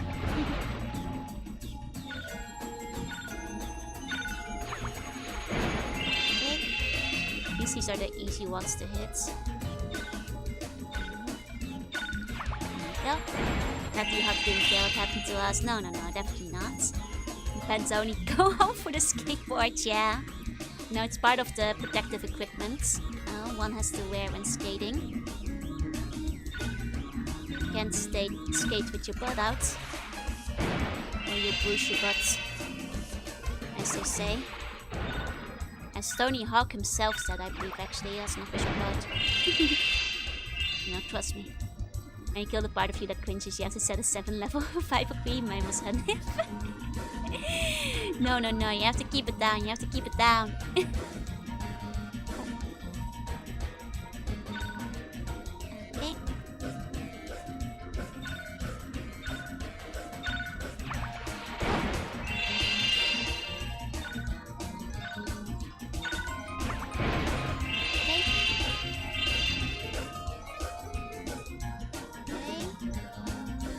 Where's the final sub? This wasn't that bad. Like, the game itself had a couple of annoying sub-missions, but these aren't shooting back, so it's not too bad. Where did we go? Lost them. That's still fine. Well, that's very cute. Thank you. No point reading quote back satisfied the key. No! Oh no. Oh no.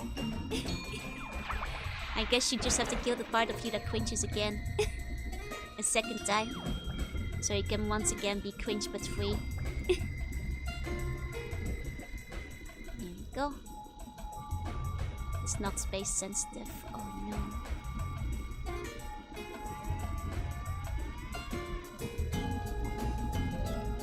Where's the sub? Oh, there he is. There's a slightly sneaky sub we've got over here. Bit of a sneaky sub moment. Sneaky sub second. It's been a while since I had a Subway. Now thinking about Subway. Thinking about ordering chicken with cheese. Wondering if Subway is still open. Probably too late for Subway. Gotta have a queue in there this time. Nobody used to queue. That's right. Much safer. Throw some X's in there too.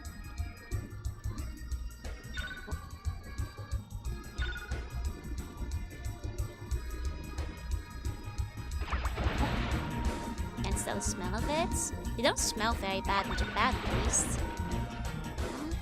I can't say that I really know what the Subway smell is otherwise. Japan, they mostly just smell of bread, I think, a few times, I think.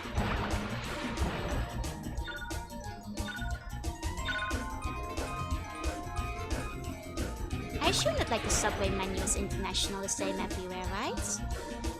Like everywhere has like the chicken and like molten cheese sauce one, no? I'm not sure. I'm terribly busy that Saturday the consume button is going away. I'm sorry, but at least it will be on your personal tombstone. Hope that your schedule loosens up a little bit soon if they've been keeping you very busy though.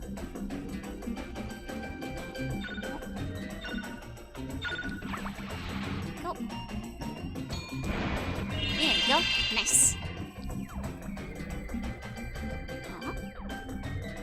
Are we not done? Are we not entertained? Are we not finished? What? What was it?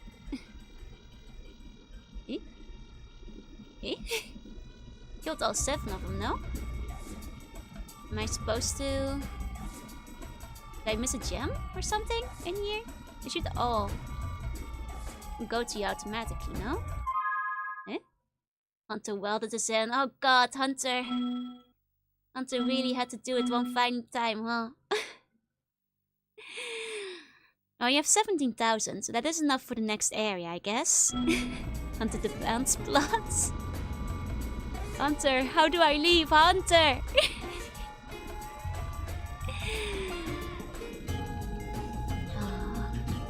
So, a smell only exists conceptually. I see, I see.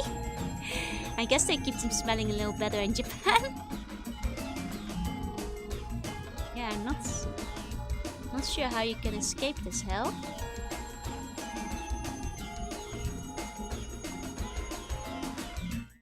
Okay, like this, like this. Okay, okay, we're out, we're out. Hunter cannot keep, give us a wet, watery grave any longer. No classes redeem? Isn't it on? I thought it was on today. Let me check. Pretty sure I enabled it before the stream.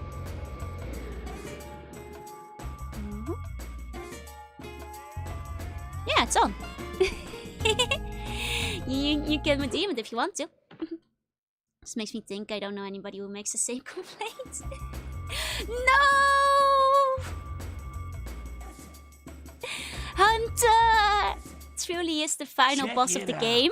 This is the world's fastest turbo snowboard course. The local champions are the Sasquatch 6, a gang of Yetis on souped-up snow discs.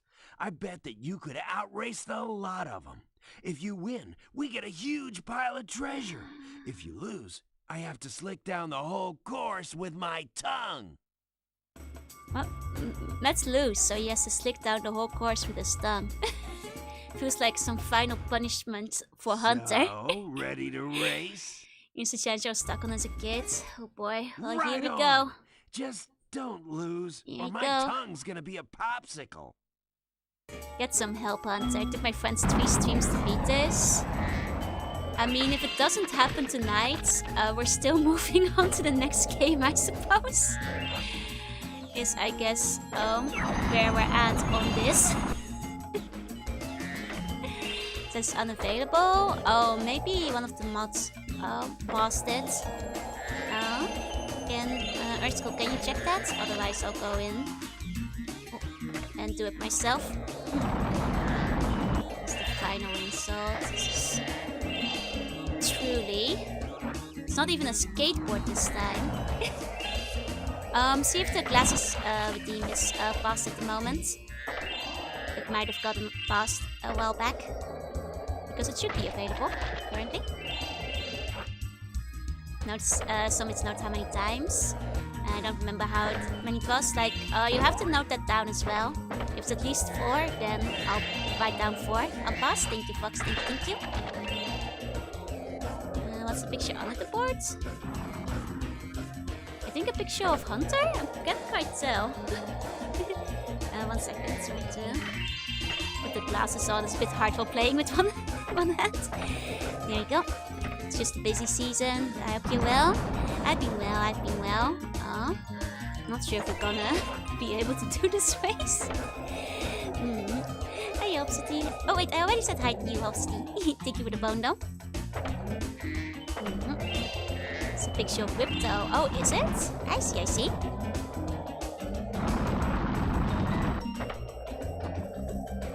sad when you still miss it even with the boost. Hey, Baka, hey. My third bone, let's go. Even cuter?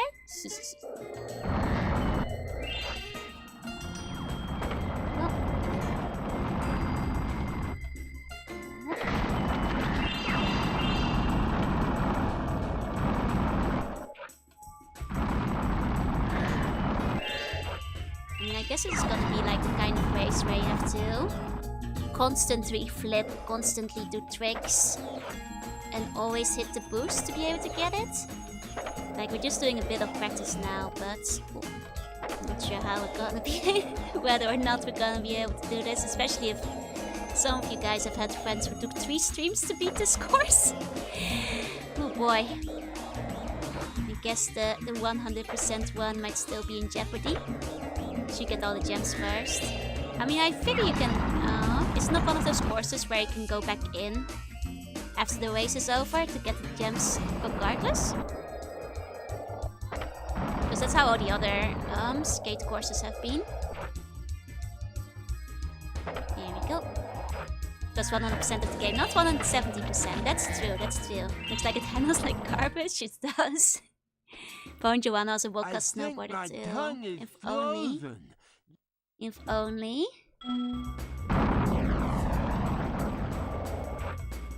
How can those guys make it on the first try? They shouldn't have boost yet. These guys are doping on this illegal snowboard race. That's what they are. Because they shouldn't have enough boost to make the jump at the beginning.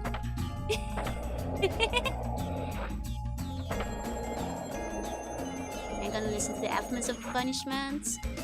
Only once we give up. Only when we give up. Oh. Yeah, we went off the edge there. I'm trying to do some flips here and there, but... it's to its detriment. Let's quit rage and restart, because at this point I think we're so far behind, there's no coming back anyway. Okay. Here we go. Literally incapable of going as fast as those guys right at the beginning, which is a shame. Okay.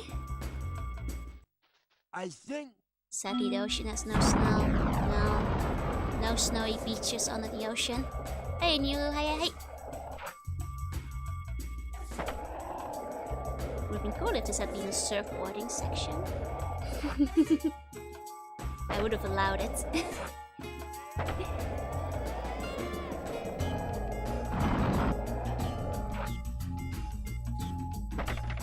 What was that? You clip on the edge? Beginning ramp is where you need to build up as much boost as possible. But it's just going up.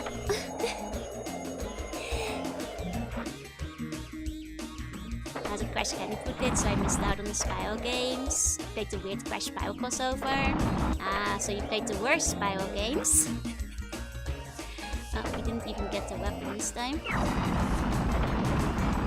Unfortunate. Okay. Okay, at least now we have some boost. At least that gives us some boost too. Catch up in the second round. Oh, fucked it up.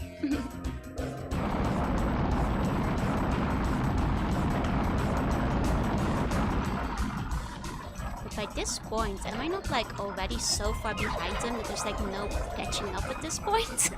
I feel like we can't even see the people in front of us anymore. I just feel like by this point in time, you're like that far behind. Skylands was the most terrible game. It did have the ugliest Skyrim design. That's true. I think the most terrible one was the crossover on the GBA, no? There we go, it's the most I've ever heard me curse. My apologies. Nitpick Pocto, which kind of reminded me of the earliest 3D Spyro. I feel like that's pretty close, yeah? Vibes here and there at least. Yeah, I feel like this race is already like lost again. I think I'm guessing you need to get like 500 gems for winning the race.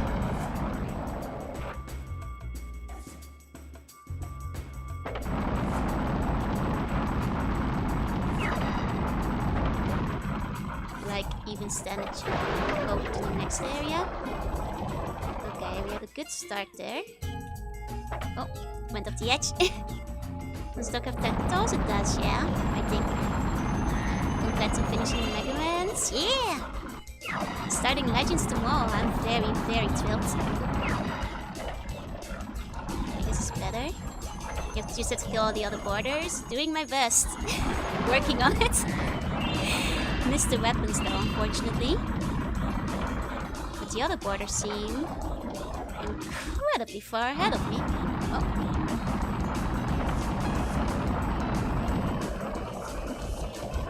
Unfortunately.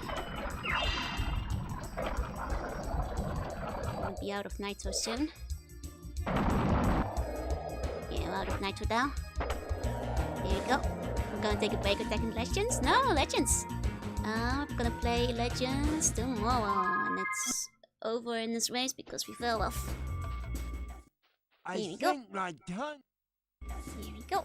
So, yeah, we're continuing on a one Mega Man stream a week kind of pace, so. You need to know that first jump where it's all over. Side quests and Legends just made me smile. Aww. I hope I'll find the Easter eggs in the side quests you guys are talking about. It's gonna be my first time playing, so. Oh, I'm very excited to see all the game has to offer. I'm trying to do like as many flips as we can. I guess I can even do like some of the more complex ones. Theoretically, if I can land them. And I think like just a bunch of front flips is technically enough. Quickly getting to the last bunch, yeah. I'll soon be done with all the Mega Mans, which is gonna be kind of crazy. You can also cry because there won't be a Legends 3, yep. I think. When I change the final dungeon until you've seen everything. Okay, okay.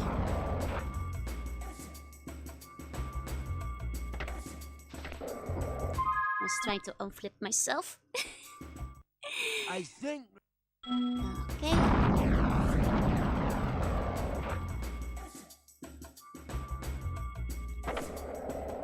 Okay. It's not as much as I wanted, but better than nothing. Oh. Man, this is... Like, I feel like this is the kind of race where it's over if you make even one mistake now. Well, try the sensation of the Battle Network phone games. Yeah, those are out. I hear they are indeed surprisingly good, so... You totally should check them if you got the chance. Okay, so at least we had a decent start this time. I'm taking some of them. Okay, okay. And the most important thing is we can still see the people in front of us. It's the part where I'm not even seeing any of them anymore. Where I feel it's all over, you know? Hey, Zoinkaya, hey. Feels like these guys do have like constant turbo, which is I think where we keep messing up. Is by not having constant turbo. You just killed that guy, yep. And I will kill again. I went too sideways. Went too sideways. Wasn't there a side game with arbitrary time gates? Not sure. Are you thinking the the battle chip one?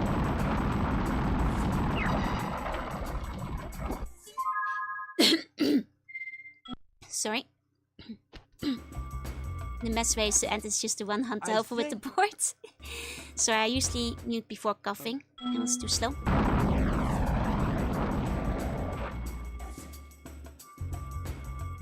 If only we could just end it by killing Hunter. If only.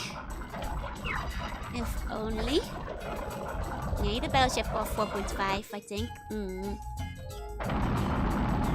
I think that one is not the right way. I'm thinking one of the bell chip challenges. Think so too, think so too.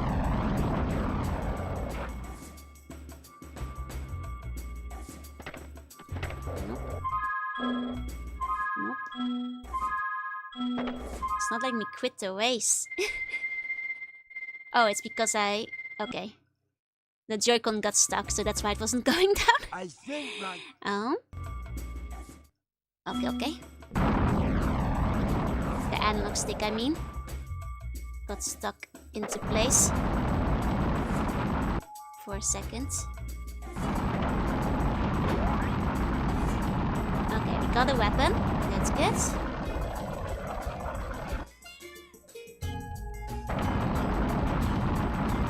Wish you could stack weapons, have multiple at the same time.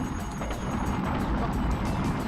Hey, damn, he went off the edge. There's no get. Oh, it spawned me off the edge twice. That's great. I was actually gonna keep going there, but if it's just gonna throw me into the abyss again a second time, then I don't think we can recover from that. When we're talking about a real massive experience with the health up ports of The Sims, who most played all of them PC. I played the weird ports like herbs and Sims busting out.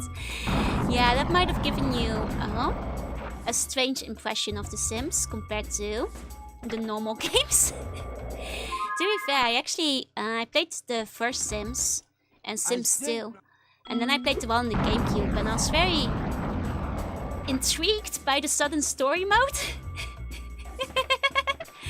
That like none of the other ones had before that. You know, that was an interesting new addition, I feel.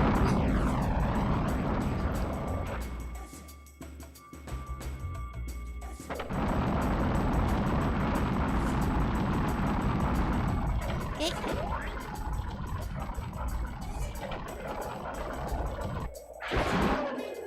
Okay. Killed one guy.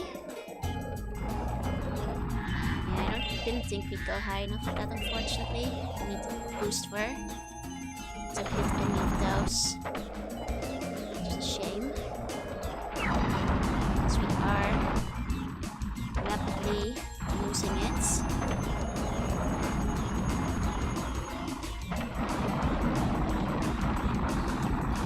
It really is a matter of having near constant turbo. Saving it for the big jump still. But you also need it just in general. You have a good amount of it right now. So let's see if we can catch up. Sorry, I won't look at chat for a little bit. So I'll try to focus on winning best I can. Because this is the best we've done so far. Oh, fuck. Okay.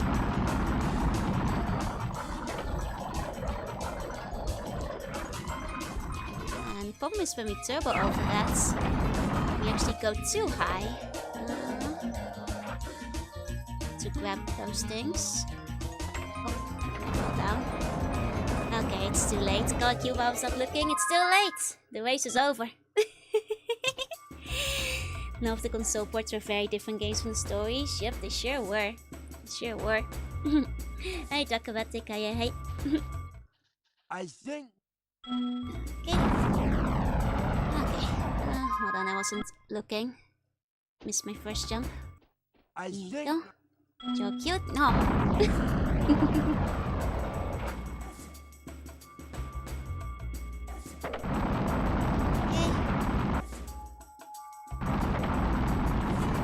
If I can just like put in the extra flip, we have basically a full bar of turbo. I think...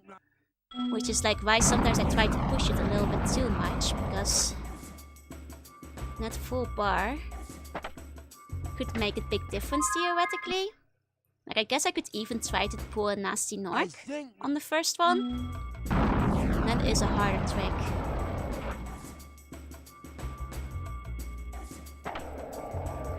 Okay, I think we did it. I think we did a nasty Nork.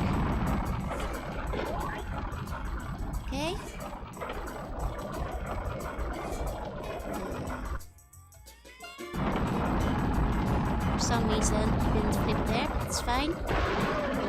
It's fine.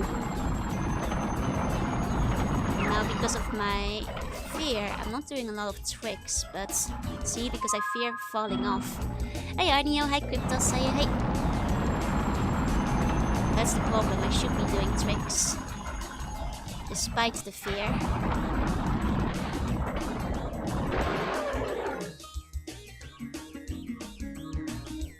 Ah, damn it.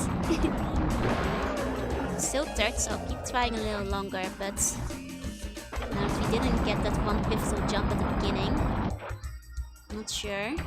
Full, yeah, it's over. It's over. I have to try again. I think. Okay. Okay. I'm going into nasty Nork. Nope. Nope, nope. Thank you for the care pack, Shiner. I will at least sit up straight. I think. Okay.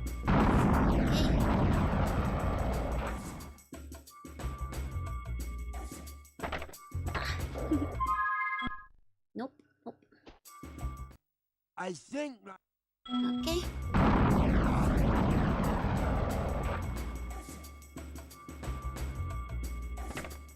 That's the problem with like trying to do off the harder tricks. It's much harder to land it than if there's still a bunch of forward flips.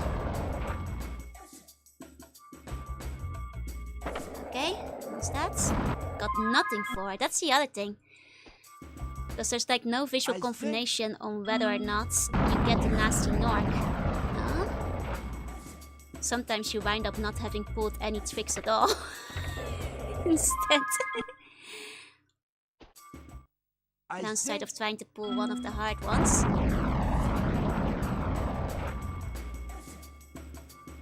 Oh no. Nope, and in the end, see? We didn't get one. I think. Okay.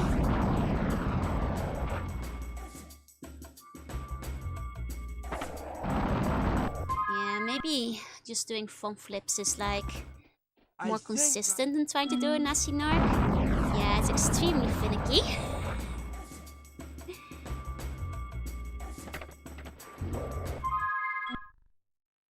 Okay. I think.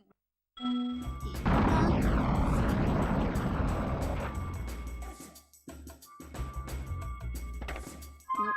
Okay, I think I'll stick to flips for the consistency. I think.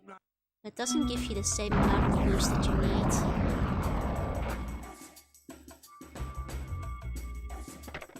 Yeah, in fact you could put in like one more flip. That would be best, but that's what happens when you try to Nork on a Whipto board. Yeah, what was the Whipto trick again? The Whipto was more complicated if I recall. Nearly did like the bonus flip. Hi Otama, hi hi.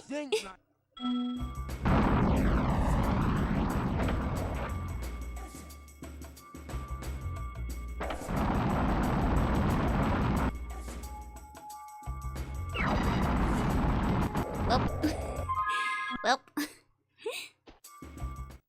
I think. Is the bonus flip even possible? It is, it is. I've done it a couple of times, but it's not consistent. It's like a frontal flip and then a side one. But it doesn't register it half the time.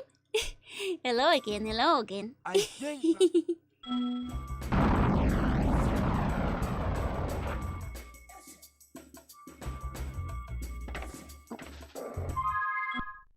Here you go.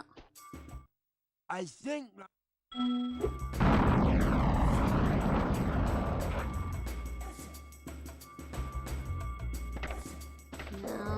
Like I really try to get that final flip because like I know technically we've done the bonus flip a few times, but it's just too tight. There we go. That's the bonus flip. We actually did it this time. That's the one. See, it's possible. It's possible. It's just insanely hard, but it gives you a full bar if you pull it off. It's just the timing for it is ridiculous. Wait, is that like a... Can you do a skip there? Can you skip part of the course? Hold on, is that possible? Is that a skip? Is there a skip in this course?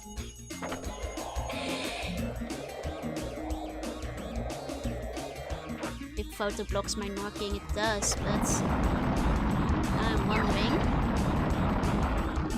if you can boost your way across to that one section early, because that felt like it might have actually been possible to reach.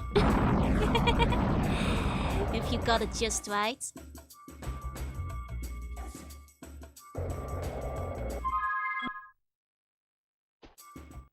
I think... Here we go. What do you guys think Hunter thinks about?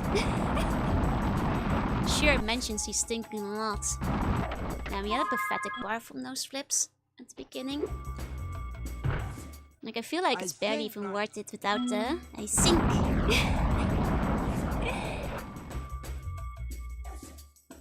Both of you to assume this man has thoughts. True. Hunter can think. I mean, he keeps telling us, I think.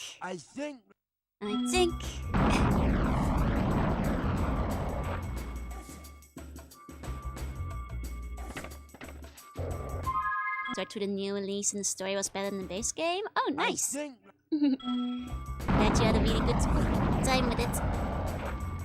But I could have still done a bit better. That's fair. Come on. Good bar. Good bar, baby. Here we go. Okay. Okay.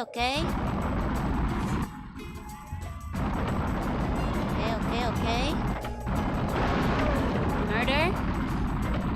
Now what we need is weaponry.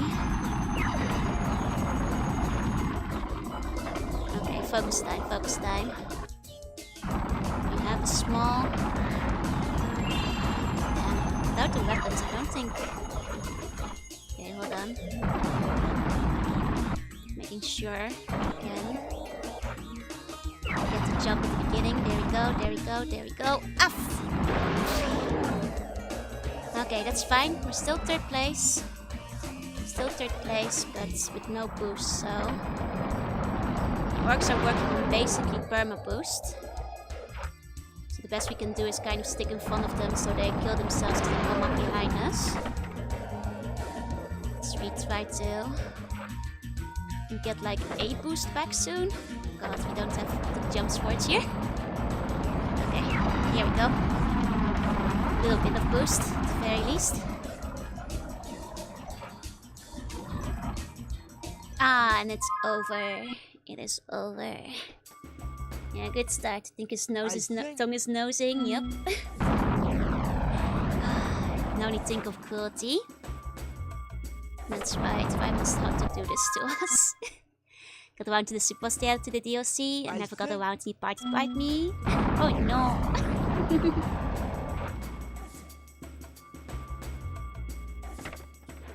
Oh no. Okay. You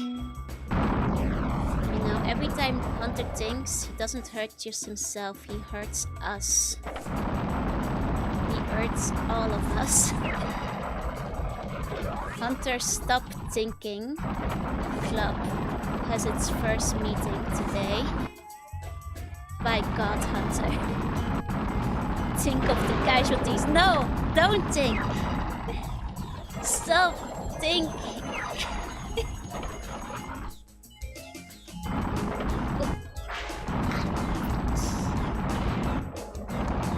It's fine, we're still third place. Shoot these guys. Still make it go back here. There we go, second place. Move to... do big flips here. Not as many flips as I wanted. Second place is not the worst. Weaponry. Now we have to keep this up. We're in first place, but we have no boost, which is not good. Oh no. Oh, that is a disaster. Oh God. Absolute disaster of a flip. Didn't wipe out once, wiped out twice immediately after. Man, I think we might have lost it. Get stuck on the fly? I did! he like... Oh. Got stuck on the fucking respawn. Highway slow awards, top 10 most tragic sports accidents. Yep.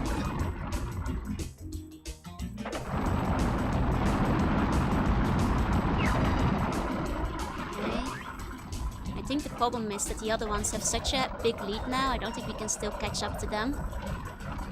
Yeah, they're so far away. They're so far away. There's no point in wanting this one out. Top 10 NASCAR crashes. We're starting to hurt. Oh boy. Okay, good flip. Good start. Good starting flip. Here we go. Here we go. Game is so goofy in a good way. That it is, that it is.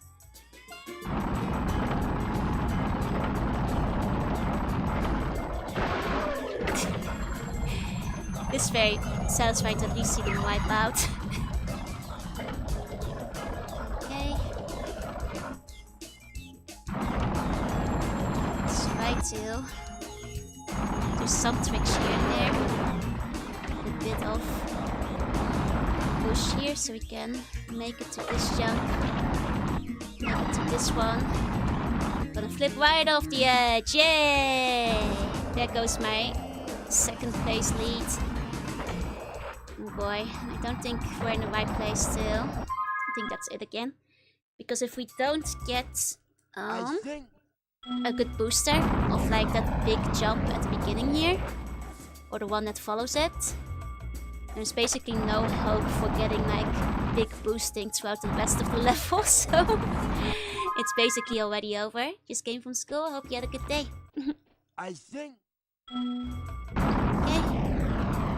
I stink. He does stink. Hunter does stink. Stinkiest cheetah on the Radford Prairie.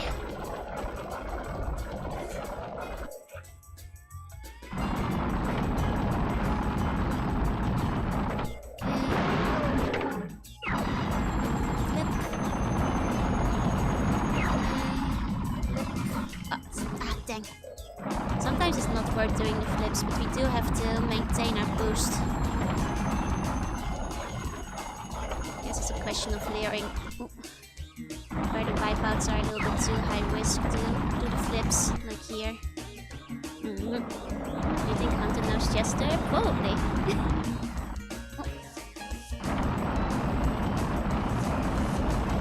I think this one might already be over.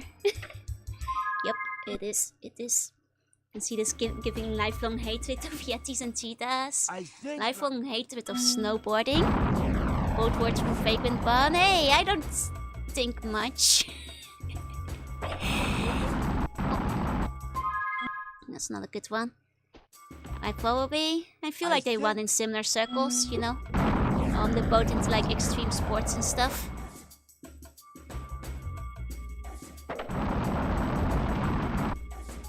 Like, isn't Chester like one of those extreme sports kind of guys as well? I feel like he is. Messed it up. They're both really cheesy, that's right. Dangerously cheesy. I'm pretty sure Chester does like skateboard and snowboard too, so... they've probably met. Okay, here we go. Full boost. Full boost. Okay, focus time. Yeah, it's maybe better to not flip there. It's okay, I'm not resetting yet. Just because we had a really good boost start here.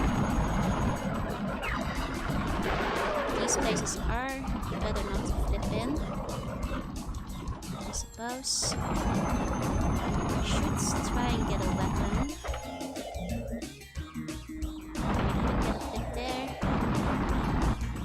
Jump. And here, boost. Have to stick the landing here. There we go. A little bit of extra boost. Round 2. Front of the edge. Dang it. Even if you smell bad, we'd still be here. Don't smell bad. at best a little stinky. But not like a bad stinky or anything. Just you know, a work from home kind of stinky.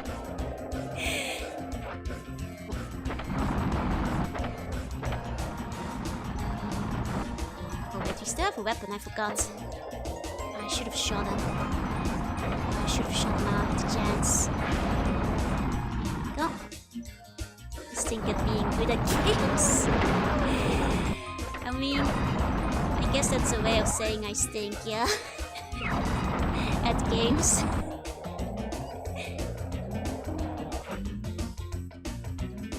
Oh. It is over. I Here think we go.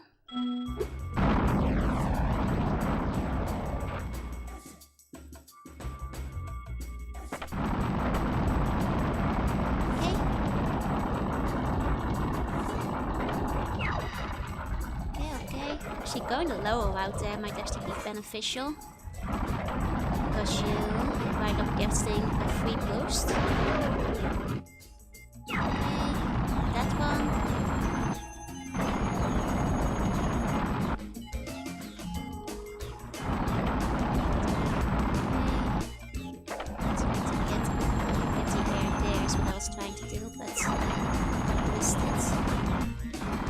Oh no, tried that.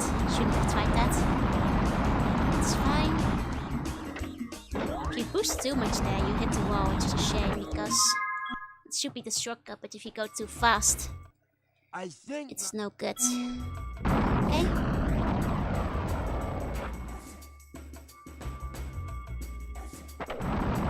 Okay, good start. Bad start. It's okay. Take the one wipeout. Does you ever stop thinking? Local man does not stop thinking. Thinking devastates ecosystem. Unfortunately. Okay, the physics seems so jank. The physics are extremely jank. Oh god. At least we have boost to get us back on track when we go too far of it. Okay, good first round. That was a very good first round. Okay. Big boost. The spin. Boost to the side so we can make the jump. Let's go. Okay, we're in a good place. Okay, not making the spin there. Hitting the guy. Here we go. For a fraction of a second, we can taste it, we can feel it. We are first place, but we're out of boost. This is bad, but we keep going. If we get lucky, the guy will keep jumping into us from behind, and we can protect our first place that way. At least till we get some boost back. Okay. Final spin. Final round. Come on. I'll not be checking chat till we're done here. I'm doing the big focus. Okay, unfortunately we are out of boost. That's not good. But as long as we don't fall off the... I didn't even fall off the edge. I just collisioned into a wall there. Can I still... If I can still hit him with weaponry in time. No, I don't think I can still get it. Yeah, it's over. It's over! Sinking with drastically affect fishing still thing it will. How you missing? Hey. Damn. That's the closest we've gotten. Now we flipped right off the edge there. Let's start it again. Soldier over. I mean, we keep going till my singing lessons start, I guess, so that will determine whether we 120% the game or not. Unfortunately, missed the starting boost. We were so close to our hunter-less society. We nearly had it. And once again, it's the last lack of boost that comes and gets you into trouble, though. you don't get a good boost at the starting point jump. It's all over in a matter of seconds. Because without the boost, you can't really get most of the weapons either. Okay, here we go. Let's get boost again here. Here we go, good boost. Boosting. Here we go, here we go. Go for this one. Overshot it, unfortunately. Okay. One flip. Okay, here we go. Heading up on first place. Am I behind them? Am I behind them? Should be able to get them even without the weaponry. There we go. Getting to save our weaponry for the next round. Very good, very good. Get to do the jump. Not hit the wall. Hit the air boost. Spin. Okay, okay. Covered boost, final round. Not a lot of boost, not a lot of boost. We'll have to be a little sparing with this one. Okay, okay, just boosting a little bit here and there.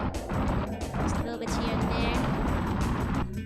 Okay, okay. Most importantly, we still have a weapon. We still have a weapon. Oh!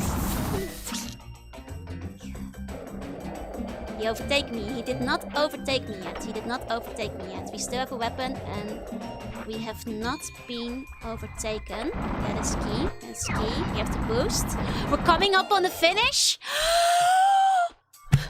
Yes! We have done it! Schooled them like a bunch Yes! of frostbitten, flat-footed, molasses-eating, red Let's pants-wearing, go! cross-eyed glacier trolls riding slabs of plywood with sandpaper on the bottom. And we won some shiny stuff, too. Let's go. Let's go. Thank you for the follow, Blurbo. Hello, Iko. Hi, Tanaki. Maximum focus. We have defeated the last boss of the game. My hand hurts. Ow, I am the skater bun. Oh, it's not the end of the game yet, but it is the hardest part of the game, I believe. So, the rest should be smooth sailing. At the very least. Oh. Oh, wee. There we go. Sound like I defeated Dark Souls bad? It's harder than Dark Souls, actually. Somebody said a streamer friend of theirs took 3 streams to beat it, so that was you to experience it. I'm glad it seems like we're actually gonna be able to beat the game today. Another soggy bed wall? No! Not a soggy one. Man, that's just the other hunter. Need a full skater bump for Hunter Stone parody.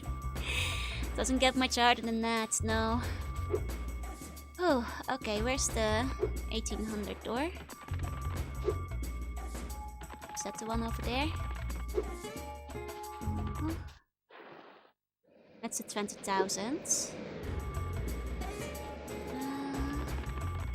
2-star pool. 1800.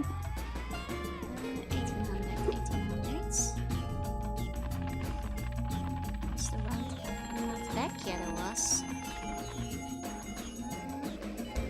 This one? Ah, okay.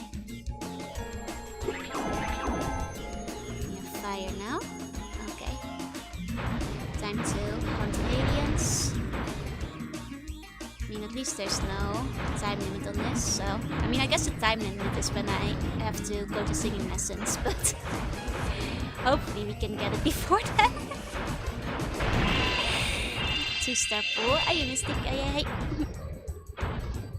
It seems they give you quite a lot of time to fly, so we don't have to go back to the gate too often either. Seems to give you ample flying time. Okay. Okay.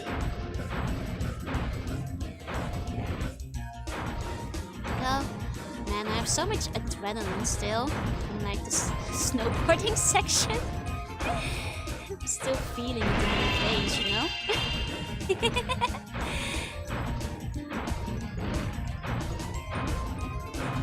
god, it's bumping. Okay.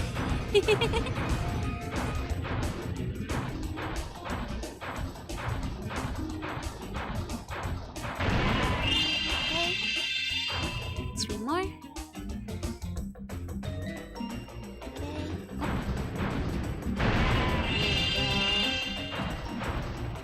I guess I was wise not to try to finish the game yesterday though. Would not have finished it till like 5 AM. Even if it felt like it was very close at the time.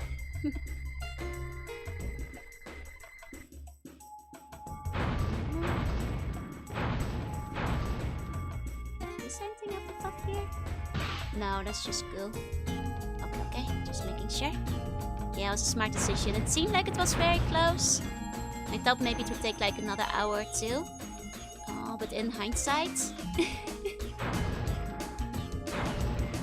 I'm glad I decided to take another stream for it. Go. Okay, 5,000, 5,000. Okay. That gives us enough for this door. Very generic. Hey. It's 40 yesterday at 19 hours and at 1:30 I'm absolutely toasted. Oh no! I hope you had a good time now. Oh, here we I don't go. know how she did it, Spyro, but the sorceress must have survived that last battle. Oh no. She's been waiting here all this time, saving up her magic to destroy you. Your best chance to defeat her is to borrow my flying saucer. I've cast some spells on it to give it extra firepower and unlimited flying time, but the rest is going to be up to you. You've come this far, Spyro. I know you can beat her. Here we go. That's why we had the teaser of her coming back. For still being somewhat alive.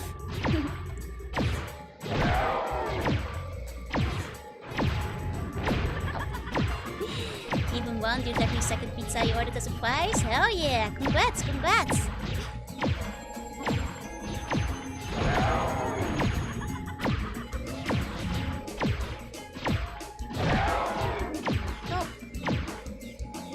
I wish that the saucer had like a boost option to make it a little bit easier to boost out for shots. And back when new purposes were brave enough to merge sci-fi and fantasy. Yeah. I love a mix of sci-fi fantasy. You know, it's one of the games that's pretty high on the RPG list is Star Ocean. It's basically Star Ocean 3 because that's the one I have on hand, but I'll probably, when we finish that hack, run a poll for which RPG game to play. Next.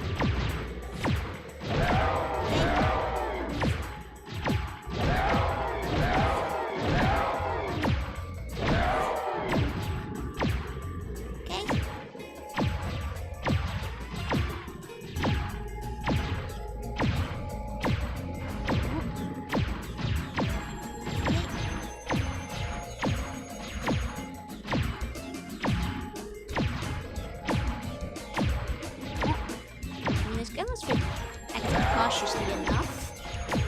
I don't think this is like any harder than our first boss battle. It seems like her shots have a degree of homing, so just like going up high isn't enough to dodge them. And she's like our dragon. I'm a sea slug. But today I'm a dragon. Just for today.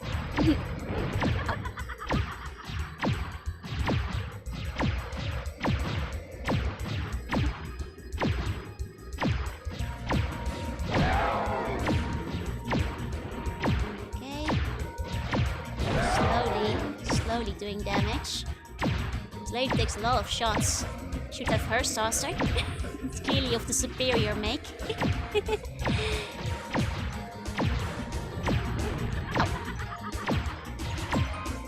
Only we have health for this battle. Like a sheep you could go after.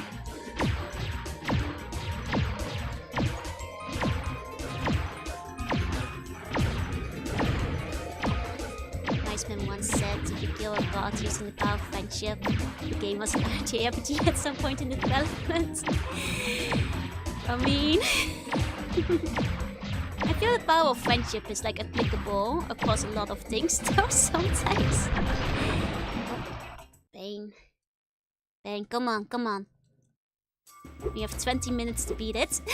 That's very generously, technically less, because that's when my lessons start. Go. Okay, good start, good start. Look at that, look at that. Killing her, killing her. Great, great, great, great. Okay, okay. Here we go.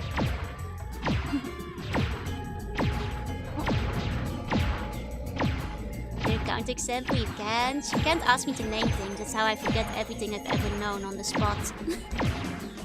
I'm saying it teaches watch the shoes, she doesn't. I know that for a fact because I know what her Twitter is, so pretty sure she doesn't watch me, otherwise I'd know.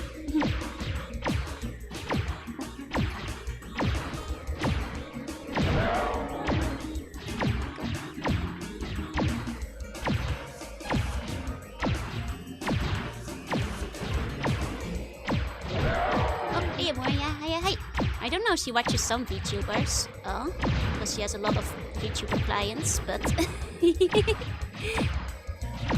not me, not me.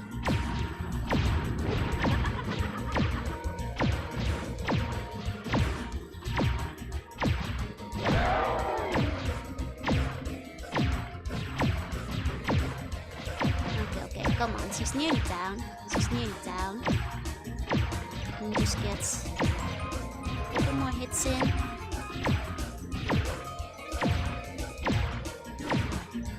Bomb is getting close enough to her. The shots just don't go that far.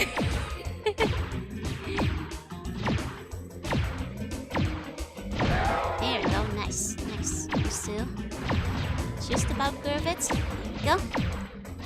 And check there, challenge me. I guess you win, I guess you win.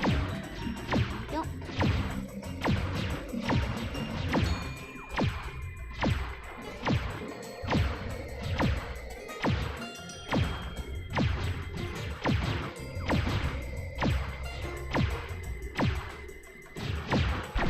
Oh no, man! I was so close to defeating her too. Died by my own hubris. Died by my own hubris. It was my fault. Hit the pond. Hit the deck. Okay, come on, come on. Come on, come on. My alarm is gonna go up in 2 minutes. My warning alarm. Okay.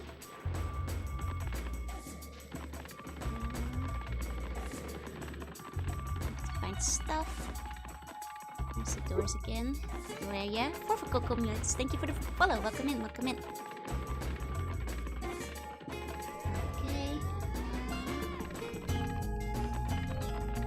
There's a tower. Okay. There we go. No, that's... Is that the one? No, it's this tower. Wrong one. That was one of Hunter's challenges, I think. Okay. Okay. Here we go. Spyro, we need to go to bed. Help me. I need to go to class. Worse. Come on, we have to do this. The starting one is what it's all about, because this is the part where technically we can hit her a bunch because we're actually close enough. Before she moves away. Here we go, good, good, good.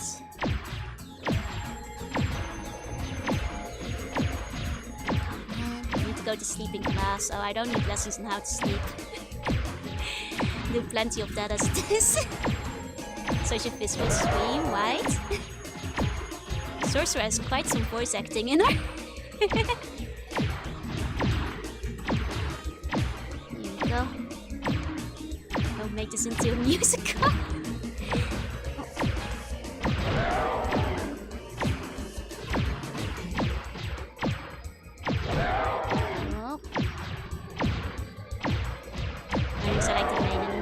Spyro, but I've never seen a final boss. No, they usually get transformed into more fearsome mid-bosses. Usually as a smaller one. That's what tends to happen. Instead, imagine they do the Banjo-Tooie final boss, they thought we can do worse. Hey, I quite like the... Well, it's one of the hardest bosses in any game, I'd say. Have you ever seen the final boss in Mario? Goomba has never been a final boss, but once again has been a sub-boss here and there. Like Big Goomba, Goomba King, etc.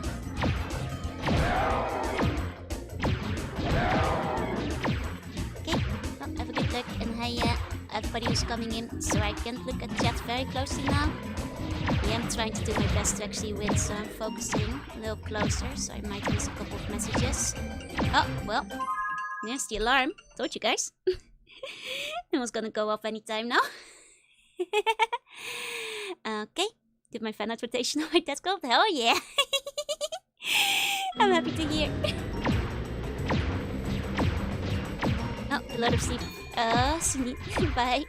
No worries, no worries. Have a good rest of your day. I will continue trying to complete this one for now. You know? Come on, come on. So technically means I have 15 minutes left, which usually means like time to wrap stream up. But we can beat her. We can beat her in the next 15 minutes and then wrap up stream real quick. Come on, come on. We can see the end of Spyro. And then I might move very quickly to end stream. So there might not be much of an ending to it.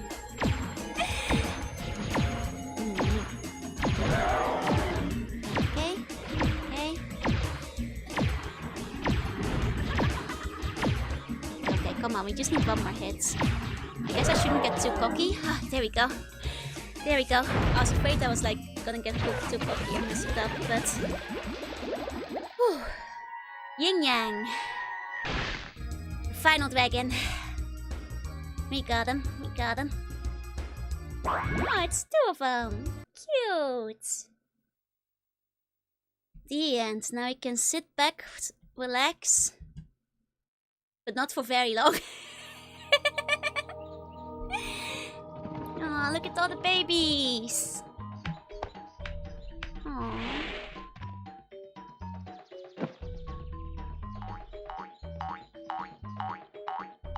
So cute. Oh, gross. Is that the legitimate end of the game? Yep, it's the proper ending of the game. I just can't stop burping. Spyro, no! Oh, I thought he was gonna do it too. Thought he was gonna pick up some bad habits. Okay, and because I do... can somebody remind me if there's still like anything fancy after the credit sequence, like another thing? Because otherwise we're gonna start wrapping up during these credits. Thank you all so much for coming. To all of you looking, thank you for looking, and if you watched the VOD, thank you for watching. We're ending a little bit abruptly today because I have to go to class. So I hope you all have a good one, and I'll see you all next time. Bye. That's it, the Spyro 3 ending. Okay. In that case, actually, while I find somebody to wait into, you guys can look at the credits a little bit longer. But we are wrapping it up. Okay, let's go to... Well, send 1/2 to Vivi, 1/2 to Lumi. Okay. There you go. Thank you all so much for coming. Running off to singing class, yep. And I'll see you next time. Bye. Bye. And I'll just walk off the screen so you guys can just watch the credits. Oh, wait, no, but you do have to preview for tomorrow. Never mind. Never mind. Tomorrow. Okay, bye!